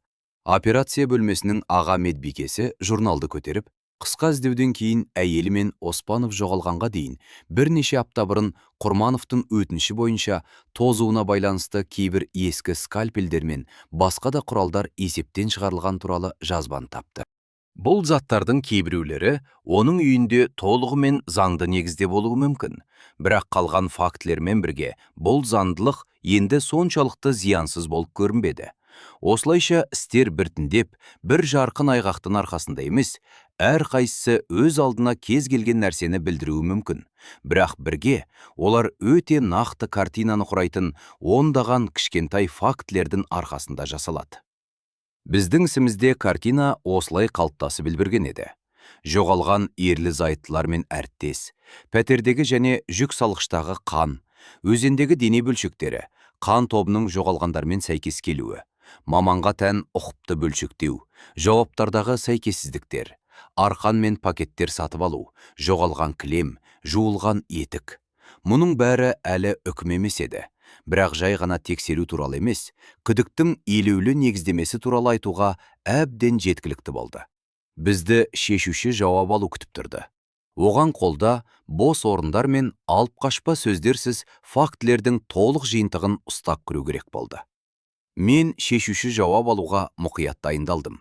Мұндай әңгімелер қарбаласты ұнатпайды. Үстел үстінде қазірдің өзінде іске тігілген барлық құжаттар болуы керек еді. Сарапшылардың қорытындылары, қарау хаттамалары, куәгерлердің түсініктемелері, аурухана мен дүкендерден келген жауаптар. Әсер қалдыру үшін, оларды естен тандыру үшін емес, кез келген сәтте қажетті парақты ашып, дауыс көтермей, адамға фактіні сабырмен ұсыну үшін. Оған дейін мен Серік Мақсатұлын кісі өлтірді деген күдікті ретінде тану туралы қаулы дайындағанмын. Бұл мәселені аудан прокурорымен келістім. Ол көп дауласқан жоқ. Жиналған дәлелдемелер жеткілікті салмақты еді. Мен бұл қадамның біздің қарым-қатынасымыздың тоны мен шеңберін өзгертетінін түсіндім. Бұл енді алаңдаған күйеумен сөйлесу емес, ең ауыр қылмыс жасады деп негізді түрде күдіктелген адамнан жауап алу. Біз оны прокуратураға күндізгі уақытта демонстративті түрде жеткізусіз, жай ғана шақыру қағазмен шақырдық. Ол уақытында әдеттегі костюммен шашын ұқыпты тарап келді. Сырттай қарағанда емделушілер мен әріптестері құрметтейтін сол хирургия бөлімінің меңгерушісі. Қабылдау бөлмесінде ол палаталарды аралау алдындағыдай алақандарын біріктіріп орындықта отырды. Мен шығып амандасып кабинетке шақырдым. Мен формальдылықтан бастадым. Қалай болу керек солай. Оған қаулыға сәйкес күдікті ретінде танылғанын түсіндірдім. Тағылған күдіктің мәнін санап бердім, құқықтарын, оның ішінде жауап беруден бас тарту құқығын түсіндірдім. Ол басын сәл қисайтып, мұқият тыңдады. Сөзімді бөлген жоқ. Түсінікті ме? Деп сұрағанымда, ол құқықтары түсінікті екенін айтты. Бұл кезеңде ол қорғаушыдан бас тартып, жасыратын ештеңесі жоқ екенін және шындықты анықтауға үлес қосуға ниетті екенін айтты. Біз бір-бірімізге қарама-қарсы отырдық. Менің алдымдағы үстелде қалың іс папкасы, жанында жазбаша қорытындылар салынған бірнеше конверт жатты. Мен хаттамаға жауап алудың басталған туралы белгі жасап, уақытты көрсеттім де біз кірістік. Алдымен мен оған тағы бір рет өз еркімен әйелі мен әріптесінің жоғалып кету жағдайларын баяндауды ұсындым. Бұл маңызды. Адам мәртебесінің өзгергенін бірден сезбейді. Оқиғаны жаңа жағдайда қайталау, оның қай жерде ескі нұсқаға жабысатынын, қай жерде оны еріксіз өзгертетінін көруге мүмкіндік береді. Серік Мақсатұлы бұрынғыдай сөздермен сөйледі. Таңертең туралы, әйелінің кетуі туралы, ауруханадағы күні туралы, үйге оралуы туралы. Тек қазір ол өзінің абдырап қалуы мен аламдаушылығына көбірек көңіл бөлді. Түнде барлық таныстарын аралап шыққанын айтты. Дегенмен іс жүзінде бұл бірнеше қоңыраумен шектелген. Мен сөзін бөлмей, бөлшектерді мұқият нақтылап отырдым. Ол сөзін аяқтаған соң, мен хаттама парағын аударып, нақты мәселелерге көштім. Алдымен уақыт туралы. Мен оған алғашқы жауабында керісінше айтылғанымен, сол күні оның операция бөлмесіне кірмегені көрініп тұрған операциялар журналынан үзінділерді көрсеттім. Ол ернін сәл тістеп, көп күн өтіп, күндер шатасып кеткендіктен есінде қашете сақталған шығар деді. Ол қызметтік істермен кеңес беруге, палаталарды аралауға шығып кетуі мүмкін екенін қосты. Мен папкадан аға операциялық медбике мен қабылдау бөлімі медбикесінің жауап алу хаттамасын шығарып, оның бөлімнен күннің ортасында кетіп, тек кешке таман оралғаны туралы жекелеген тіркестерді дауыстап оқыдым. Осы уақытта қайда болғанын сабырлы үнмен сұрадым. Ол емханаға барып, ауыр науқасқа кеңес бергенін, бірақ құжаттарды сақтамағанын айтты. Сол кезде мен емханадан келген жауапты көрсеттім. Онда сол күні ешқандай кеңес беру тіркелмегені және оның тегі журналдарда жоқ екені хабарланған еді. Ол бұрынғыдан сәл ұзағырақ үнсіз қалып, күндерді шатастырып алған болуы мүмкін екенін, шақыру уақыт жағынан сол маңайда болғанын айтты. Мен мұны ешқандай түсініктемесіз жазып алдым. Менің келесі қадамым пәтер болды. Оған алғашқы қарау кезінде жөндеу жұмыстары, паркетті тарту және мұқият тазалау туралы айтқанын еске салдым. Мен сарапшының қорытындысынан үзінділер оқыдым. Онда еденнің саңлауларында, линолеумде және ванна бөлмесінде екінші және үшінші топтағы қан табылғаны айтылған еді. Бұл топтардың әйелі мен Оспановтың қан топтарымен сәйкес келетінін айттым. Ол көзін алмай парақтарға қарап тыңдады. Бірақ бетінің төменгі бөлігі қатайып кетті. Мен одан пәтерде осы топтардағы қанның көп рет жуылғаннан кейін де тіркеуге жеткілікті мөлшерде болуын түсіндіре алама деп сұрадым. Ол үнсіз қалып, содан кейін аси, ет жиі бөлінетін кесіп алулар болуы мүмкін орын екенін, ал Айгүл Нұрланқызы медбике ретінде қаннан қорықпайтынын және әріптестерінің жағдайы нашарлағанда үйге әкелуі мүмкін екенін айтты. Бұл түсініктеме тіпті қисынсыз еді, бірақ мен дауласпадым. Жай ғана келесі құжатты алдым. Дене бөлшектері бойынша қорытынды. Мен бәрін оқымадым. Кек оған тікелей қатысы бар бөліктерін ғана оқыдым.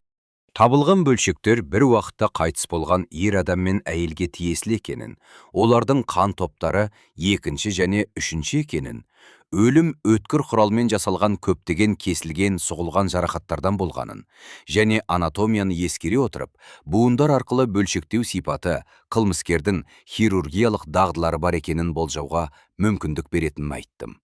Үстел үстіндегі саусақтары сәл қысылды. Ол әлі де сыр бермеді. Ақырын бірақ бір қалыпты сөйледі. Тек кейде әдеттегіден сәл тереңірек дем алып қоятын. Бұл қорытындымен әйелі мен әріптесінің жоғалу арасында қандай да бір байланыс көріп тұрма деген сұрағыма, ол теориялық тұрғыда сәйкестіктерді жоққа шығармайтынын, бірақ бұған қатысы жоқ екенін қадап айтты. Мен айғақтар бойынша жалғастырдым. Оның көлігінің жүк салғышынан алынған шайындылар туралы, қанға ом реакциялар туралы, онда да екінші және үшінші топтың іздері табылған туралы айттым. Қорытындыдан үзінділер оқып, оған ойлануға уақыт беріп кідіріс жасадым. Ол жүк салғышта базардан жиі ет әкелетінін, әйелі екеуі ұшаны сатып алып, оны бөліктерге бөлетінін, сондықтан қан іздері қалуы мүмкін екенін айтты. Мен ішімнен оның табыс деңгейі мен жұмысбастылығын ескерсек, күн сайын тұтас ет тасымалдауы екіталай екенін түртіп қойдым. Бірақ дауыстап айтпадым. Бұл түсініктемені жай ғана хаттамаға енгіздім. Содан кейін тұрмыстық бөлшектерге көштім. Бірінші қараудан кейін бөлмеден жоғалып кеткен кілем туралы сұрадым. Ол кілемнің ескі, тозған екенін және оны лақтырып тастағанын қайталады. Мен оралған кілемді контейнерлерге емес, үйді бойлай алып бара жатқанын көрген аула сыпырушысының куәлігін оқыдым. Ол иығын құжап, терезе астын ластамау үшін оны әрірек апарып тастауы мүмкін екенін айтты. Солай деп жаздық. Содан кейін резеңке етіктер. Мен аз мөлшерде болса да, қан іздері табылғаны айтылған сараптама нәтижелерін көрсеттім. Ол етіктерді саяжайда, таныстарына жер қазуға көмектескенде кигенін және мал сойғанда қан кездейсоқ тиіп кетуі мүмкін екенін айтты. Ауылдық жерлер үшін киптік көрініс, бірақ бұл жерде әңгіме панельді үйде тұратын қалалық хирург туралы болып отырды. Мен бұл саяжайдың нақты қайда орналасқанын, оның жұмысқа қатысқанын кім растай алатынын нақтыладым. Ол ауылдың атын және танысының кегін атады. Біз мұны тексеру үшін тіркеп қойдық. Осыдан кейін ғана мен ең бастысы деп санаған нәрсеге, себепке көштім. Кеңестік тәжірибеде мотив жиі өзінен өзі түсінікті нәрсе ретінде қабылданатын. Бірақ оның жағдайында бұл жай ғана фон емес, түсінудің кілті болды. Мен оған әйелінің суый бастағанын, жұмыста кешігулерін, оның Оспановға деген ерекше қарым-қатынасын көптен бері байқағаны туралы өзінің сөздерін еске салдым. Осы шындықпен қанша уақыт өмір сүргенін нақтыладым. Ол 1 жылға жуық деп жауап берді. Күдікке, жасырын сөздерге, кездейсоқ фразалар мен көзқарастарға толы 1 жыл. Оның айтуынша, ұжым алдында масқара болмау үшін қалыпты отбасының көрінісін сақтауға тырысқан 1 жыл. Мен одан қаншама жыл бірге тұрған әйелі, оның орнына басқа еркекті, оның үстіне жұмыстағы қарамағындағы қызметкерді таңдағанын түсінгенде, не сезінгенін сұрадым. Ол маған сабырмен қарады, бірақ көзінде қатыгез бірдеңе жарқ етті. Ол мұны жай ғана жеке қорлау емес, ол өмірдің негізі деп санаған нәрсені үйге, жұмысқа, дәрігер және ер адам ретіндегі беделіне деген құрметтің бұзылуы деп қабылдағанын айтты. Бөлімге кіріп, әріптестерінің оған қалай қарайтынын көрген сайын, олар айтқаннан гөрі көбірек білетіндей көрінгенін жеткізді. Мен қызғаныш тақырыбын тұрмыстық түсінікте өрбітпедім. Ол жылдары еркектер мұны соншалықты ашық мойындай бермейтін. Мен басқа нәрсе туралы, тұрақты кернеу туралы, бақылау мен тәртіпке дағдыланған адамның өз үйінде басқа біреуге қарағанда керексізбін деген оймен жылдар бойы қалай өмір сүретіні туралы айттым. Ол сөзімді бөлмей тыңдады. Тек кейде жанарын менің қолдарынан қағаздарға кілт бұрып отырды.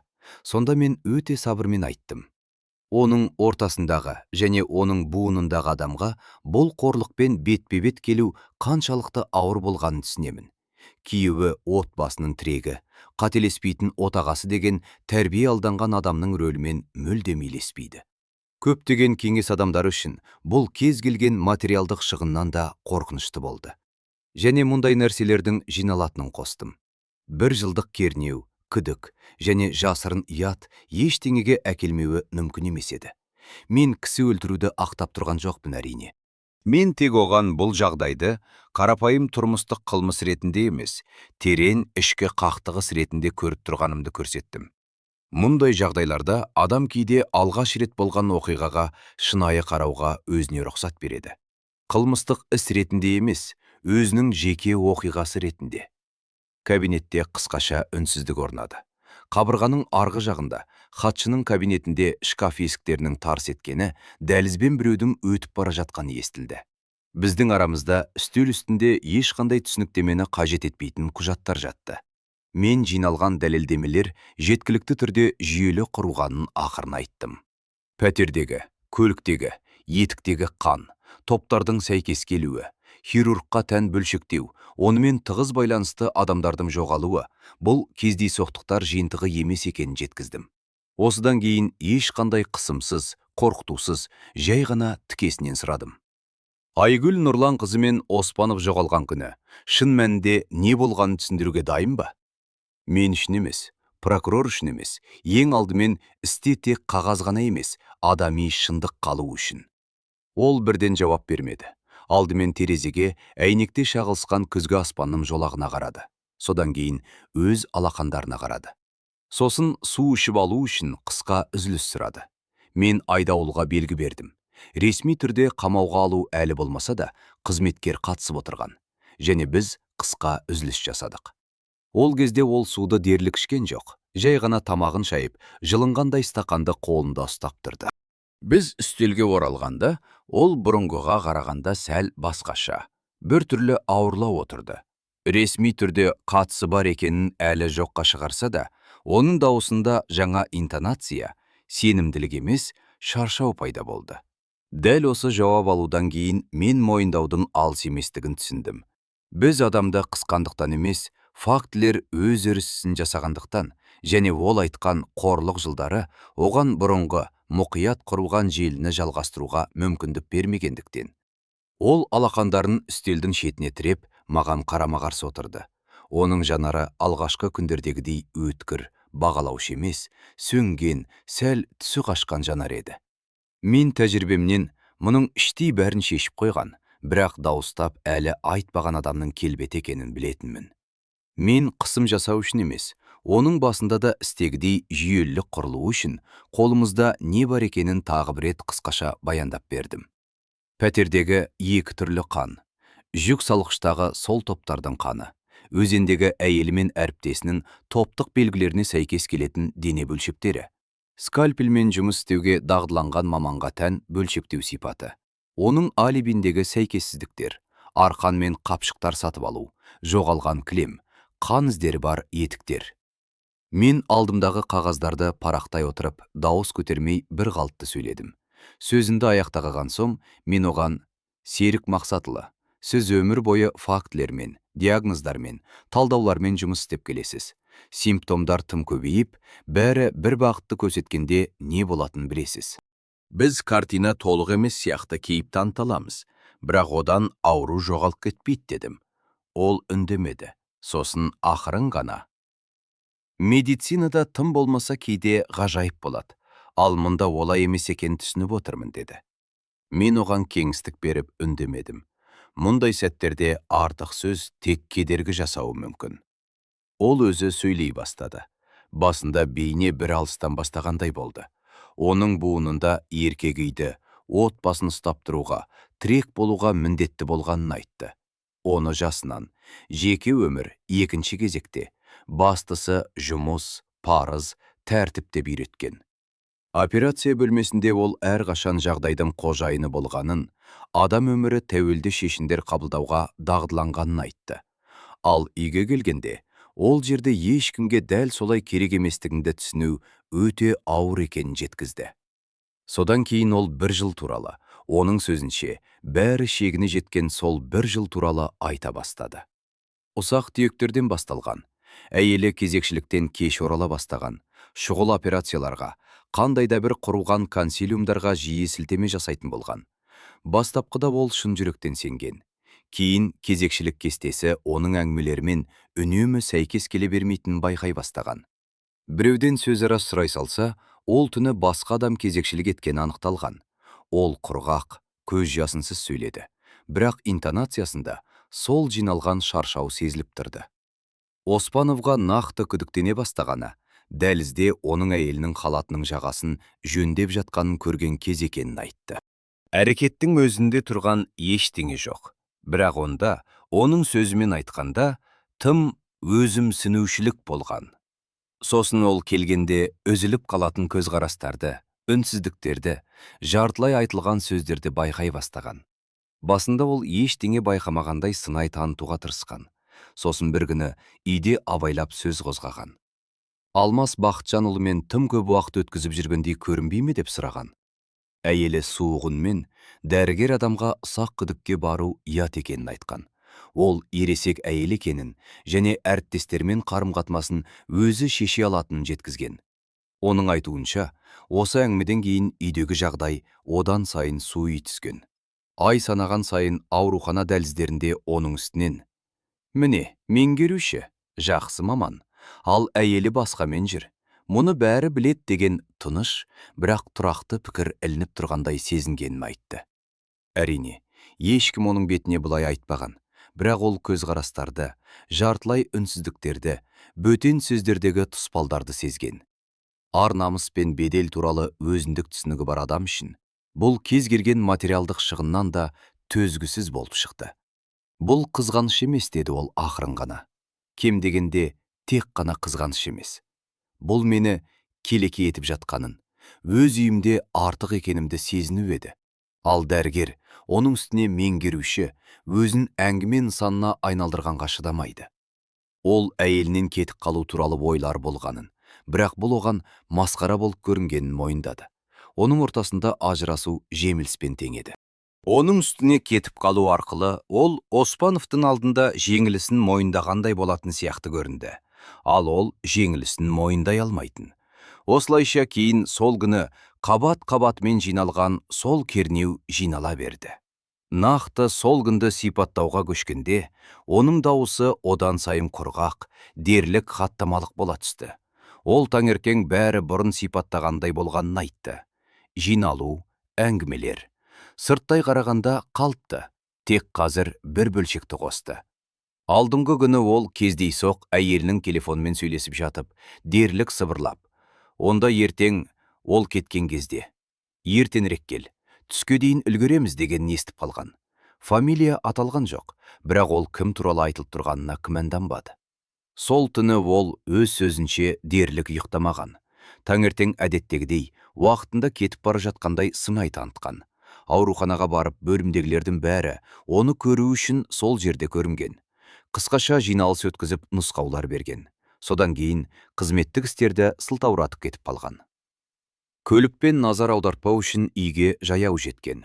Жол бойы оның айтуынша, қандайда бір механикалық әрекет сезімімен бейне бір өзіне сырттан қарап келе жатқандай жүрген. Содан кейін ол бұған дейін жоққа шығарған нәрсені айтты. Ол пәтерге кіргенде есік жоғарғы құлыпқа жабылмаған еді. Іште бос үйде болатын өзгеше тыныштық тұрды. Ол дәлізде шешініп, бөлмеге білдірмей барды. Есік жабық, бірақ толық емес еді. Саңлаудан ол соңғы бір жыл бойы өзін дайындаған көріністі көрді. Мен егжей-тегжейін сұрап жатпадым. Біз кейін мұны хаттамаға қысқаша, сипаттамасыз тіркедік. Ол тек осы көріністен кейін оның барлық бұрынғы күмәндары сейілгенін айтты. Сол сәтте оның сенген нәрселері, отбасы, парыз, үй, бәрі оның сезінуінше аяқасты болған. Бір секундқа оның ішіндегі дәрігер айқайлап шыққандай болды. Оны қаншалықты мұқият алдағанын көрсеткен ер адам ғана қалды. Ол пышақты қалай алғанын нақты есіне түсіре алмайтынын мойындады. Пышақ бөлмедегі үстел үстінде, басқа заттардың арасында жатқанын айтты. Ол соққыларды санамаған. Есінде қалғаны алдымен Оспановты, операция бөлмесіндегідей адамның қарсыласуын тоқтататынын білетін жерге көзде бұрғаны. Содан кейін тек айқайлап үлгерген әйелін. Осы жерде ол үнсіз қалды. Саусақтарым қысқаны соншалық, буындары ағарып кетті. Мен ешқайда асықпадым. Адам қаншалықты ұстамды болса да, мұндай нәрселерді сипаттау әрқашан ауыр. Содан кейін оның әңгімесі мүлдем құрғақ, дерлік техникалық бола түсті. Ол бәрі тұмандағыдай болған алғашқы минуттардан кейін басқа механизм іске қосылғандай болғанын айтты. Хирургқа операция кезінде көмектесетін сол кәсіби салқынқандылық. Ол бөлмедегі қанды, мәйіттерді көріп, не болғанын түсінді, және бұл енді оның жеке қайғысы ғана емес, сонымен бірге қылмыстық бап, карьерасының аяқталуы және түрме екенін ұқты. Оның мойындауынша, енді оны әлсіз күйеу ретінде емес, кісі өлтіруші ретінде талқылайды деген ой, сол сәтте оған одан да қорқынышты болып көрінген. Ол сол кезде нақты іскерлік сипат алған ой пайда болғанын айтты. Ол мәйіттерді қалдыруға болмайтынын түсінді. Полиция оны олармен тез байланыстыратынын түсінді. Содан кейін оның айтуынша, ол іздерді жою керек деп шешкен. Бұлай дей отырып, ол тіпті жарадағы ірін туралы айтып тұрғандай, дерлік медициналық термин қолданды. Ол ваннадан жөндеу жұмыстары үшін сақтап жүрген үлкен клеенканы әкеліп, еденге жайып, мәйіттерді сүйреп әкелді. Осы сәттен бастап оның әңгімесінен жеке сезімдер бөлігі жоғалып, тек іс-әрекеттер ғана қалды. Ол ас үйге барып, үйдегі қораптан ескі скальпельдерді, ас үй пышағым қалай алғанын, институтта өзіне үйреткендей, және өзі жас дәрігерлерге үйреткендей қалай жұмыс істей бастағанын сипаттады. Сүйектерді сындырмау үшін, ірі фрагменттерді кішірейту үшін буындар арқылы бөлді. Оның әрбір қадамы іштей сұмдық сезіммен емес, адамдарды тез тануды мүмкін емес ету міндетін шешуге арналған жаттығу сияқты жүзеге асты. Ол оқтын тоқтап, ваннаға барып, қолдарын жуып, бетін шайғанын айтты. Сол сәтте оның санасы бейне бір-екіге бөлінгендей болды. Бірі механикалық әрекеттерді орындаса, екіншісі бір шетте тұрып, оның өз мамандығы тұрғысынан көпірлік болып табылатын нәрсені жасап жатқанын тіркеп тұрды. Әрі қарай біз оның әңгімесін сіз-ақ қалпына келтірген оқиғалар. Ол фрагменттерді саяжай үшін алдын ала сатып алынған полиэтилен қапшықтарға салып, ештеңе түсіп қалмау үшін кір жаятын арқанмен орады. Жинай алмаған қанды сумен жуып, сосын шүберекпен сүртіп, қайтадан сумен жуды. Қарайып кеткен жерлерді жасыру үшін еденді ішінара лакпен жөндеді. Кілемді өзі айтқандай бөлек орап, кейінірек шығарып тастаған. Пакеттер дайын болғанда, пәтерді көзге көрінетіндей тәртіпке келтіру үшін өзіне аздап уақыт берді. Содан кейін киініп, қала сыртына шығу үшін ұстайтын етігін алып, ең ауыр түйіншектерді бір-бірлеп төменге, көлікке тасты. Оның айтуынша, бұл уақытта кіреберісте көршілер болмаған.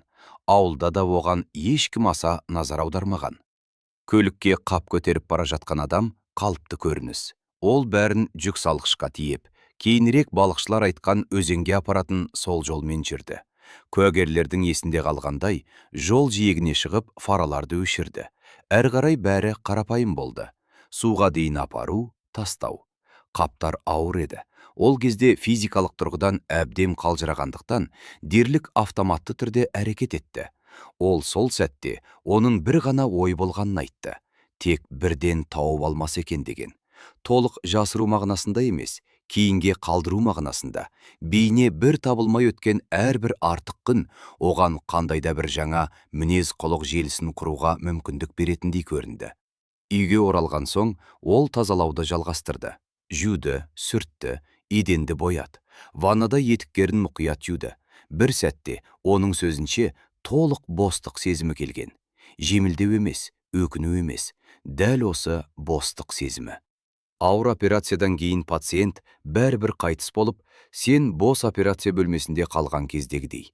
Таңертең ол әдеттегі режимге қосылды. Ауруханаға келіп әйелі мен Оспановтың қайтпағанын, жұмысқа шықпағанын баяндады. Әріптестерінің бір-біріне қарағанын бақылады. Содан кейін олардың жоқтығы жоғалу ретінде тіркелгеніне көз жеткізіп, тағы біраз күтіп, тегіс дәрігерлік қолтаңбамен жазылған арызбен полицияға барды. Мен ойладым, деді ол сөзінің соңында. Егер бәрін операция бөлмесіндегідей ұқыпты жасасам, мүмкін бірден бірін-бірімен байланыстырмас, жоғалып кетті дер. Ал мәйіттері қайда екенін ешкім білмейді ғой деп. Ақымақ үміт. Ол бірде-бір рет өкінемін, өзінді кінәлаймын деген сөздерді айтқан жоқ. Оның лексиконында мұндай сөздер дерлік болмады. Ол жай ғана фактілерді растады. Ол сол соққыларды жасады. Мәйіттерді бөлшектеді. Оларды шығарып өзенге тастады. Іздерді жасыру үшін қанды тазалады, жуды, лақтады. Мен оның жауаптарын мұқият қысқартпай жазып алдым. Дауыстап қайталап оқығанымда ол растады. Кейде сөздерді түзетіп отырды.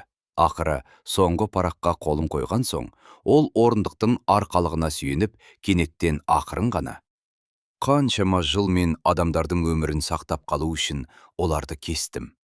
Ал ақырында дәл сол қолдарды мынандай нәрсе үшін пайдаландым ғой, деді. Осымен жауап алу аяқталды. Сол күні біз ұстауды ресімдедік. прокурорға хабарладық, бұлтартпау шарасын таңдау бойынша шаралар қабылдадық. Іс негізінен басқа сатыға, дәлелдемелер жинаудан мойындауларды бекітуге және оларды оқиға орнында тексеруге көшті.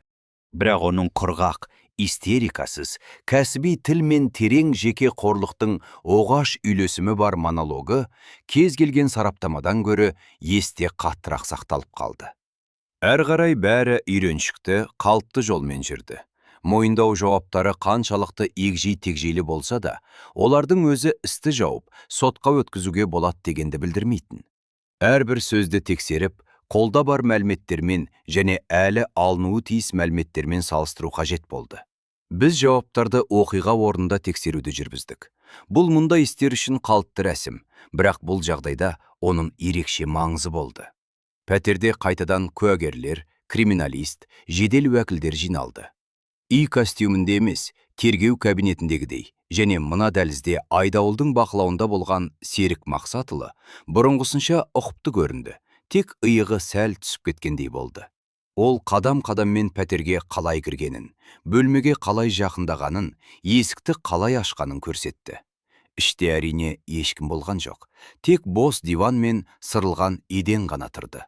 Бірақ оның нұсқауы бойынша, біз оның сөзінше әйелі мен Оспановтың қайда болғанын, заттардың қайда жатқанын, үстелдің қайда тұрғанын, пышақты қайдан алғанын тіркедік.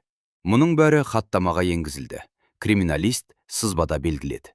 Оның әңгімесі, іздер мен қорытындылар бойынша бізге белгілі болған фактілермен сәйкес келген жерлерде біз белгілер жасадық. Ол бұрын айтылмаған бөлшектерді есіне алған жерлерде, олар бөлек тексерілді. Ол клеенканы қалай жайғанын, мәйіттерді қалай жылжытқанын, пышақпен және скальпельдермен қалай жұмыс істегенін, фрагменттерді ваннаға қалай апарғанын, оларды қалай жуғанын көрсетті. Ваннада ол ұзақ уақыт етіктерін жуған, шүберектерді кептірген жерлерді көрсетті.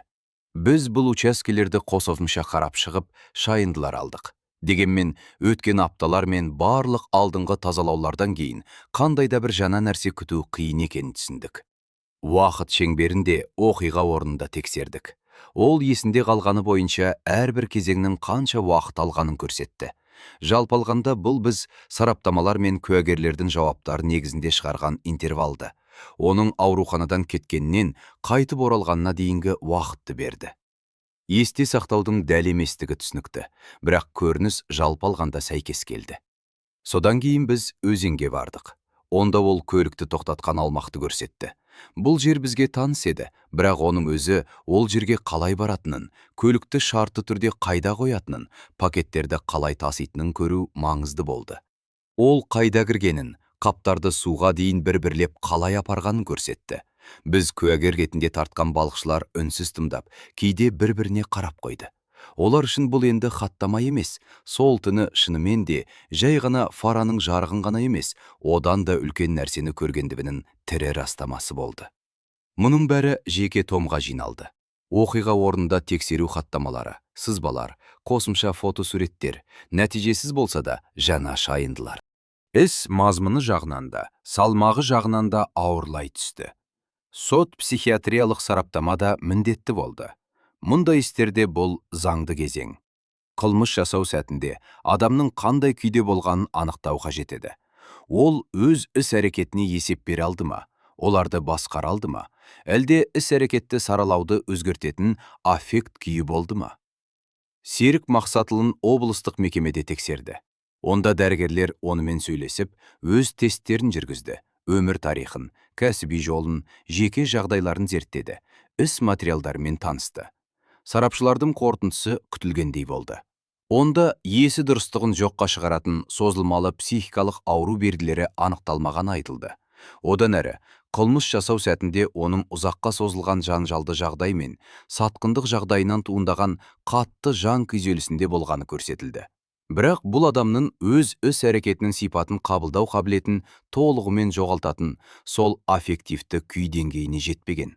Басқаша айтқанда, ол қатты қозу күйінде әрекет еткен, бірақ не істеп жатқанын түсінген. Тергеу үшін бұл бір ғана нәрсені білдірді. Ол жасаған ісі үшін толық көлемде жауап береді. Бұл саралауға тек сот кейіннен жаза тағайындау кезінде Эмоционалдық фонды ескеруі мүмкін болғандықтан ғана әсер етті. Бірақ қылмыс құрамының өзін жоққа шығарған жоқ. Мен сарапшылардың қорытындысын іске қосу туралы қаулы шығарып, оны басқа құжаттардың жанына қойдым. Содан кейін драмадан гөрі рутинасы басым кезең басталды. Айып тағу, кезекті жауап алулар. Бірақ басқа мәртебеде, ол күдіктіден айыпталушыға ауысқан кезде, ол айыптау тұжырымын мәні бойынша дауласуға тырыспай, мұқият тыңдады. Кейде қандай да бір сөйлем, іс әрекеттердің реттілігін дәл көрсетпейді деп санаса, тек сөздерді нақтылайтын. Жалпы алғанда, ол дәл тұжырымдарға дағдыланған дәрігер болып қала берді. Іспен танысу процесі де уақытты қажет етті. Бірнеше том болды, және әрқайсысын оқып шығу, немесе кем дегенде парақтап шығу керек еді. Ол бас тартпай, тергеу кабинетіне келіп, үстел басына отырып, парақтарды сабырмен ақтаратын. Кей жерлерде таза іс жүргізу мәселелері бойынша сұрақтар қоятын. Неге осылай ресімделген? Анау немесе мына хаттама, қорытынды қайда тігілген? Кейде өзінің жауаптарына кідіріп, өз қолына әдеттегіден ұзағырақ қарайтын. Бірақ мойындаулардан бас тартуға ешқандай әрекет жасамады. Танысу аяқтала салысымен, мен айыптау қорытындысын жазуға кірістім. Бұл әрқашан ерекше кезең болатын. Оған дейін шашыраңқы хаттамалар, сараптамалар, анықтамалар мен қаулылар түрінде болған барлық нәрсені бір жүйелі суретке біріктіру қажет болды. Әрине онда эмоцияларға орын жоқ еді.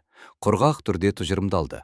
Осындай уақытта қасақана әрекет етіп, жеке ниетпен кенеттен туындаған жаңжал барысында екі адамның өліміне әкеп соққан, көптеген пышақ жарақаттарын салған. Содан кейін қылмысты жасыру мақсатында мәйіттерді бөлшектеген, оларды шығарып өзенге тастаған. Іздерді жою шараларын қабылдаған. Біз оның іс-әрекетін сол кезде қолданыста болған бап бойынша ауырлататын мән-жайларда жасалған екі адамды өлтіру, сондай-ақ өлгендердің денесін қорлау туралы бап бойынша қосымша сараладық. Қорытындыда мотив бөлек жазылды. Әйелінің сатқындығымен және оның қарамағындағы қызметкермен ұзақ мерзімді байланысымен байланысты, терең жеке қорлықты отбасылық және кәсіби негіздердің бұзылуы ретінде қабылдауы. Ақтау үшін емес, көріністің толықтығы үшін. Айыптау қорытындысын аудан прокуроры бекітті. Содан кейін оны одан әрі бекіту және сотқа беру үшін облыстық прокуратураға жіберді.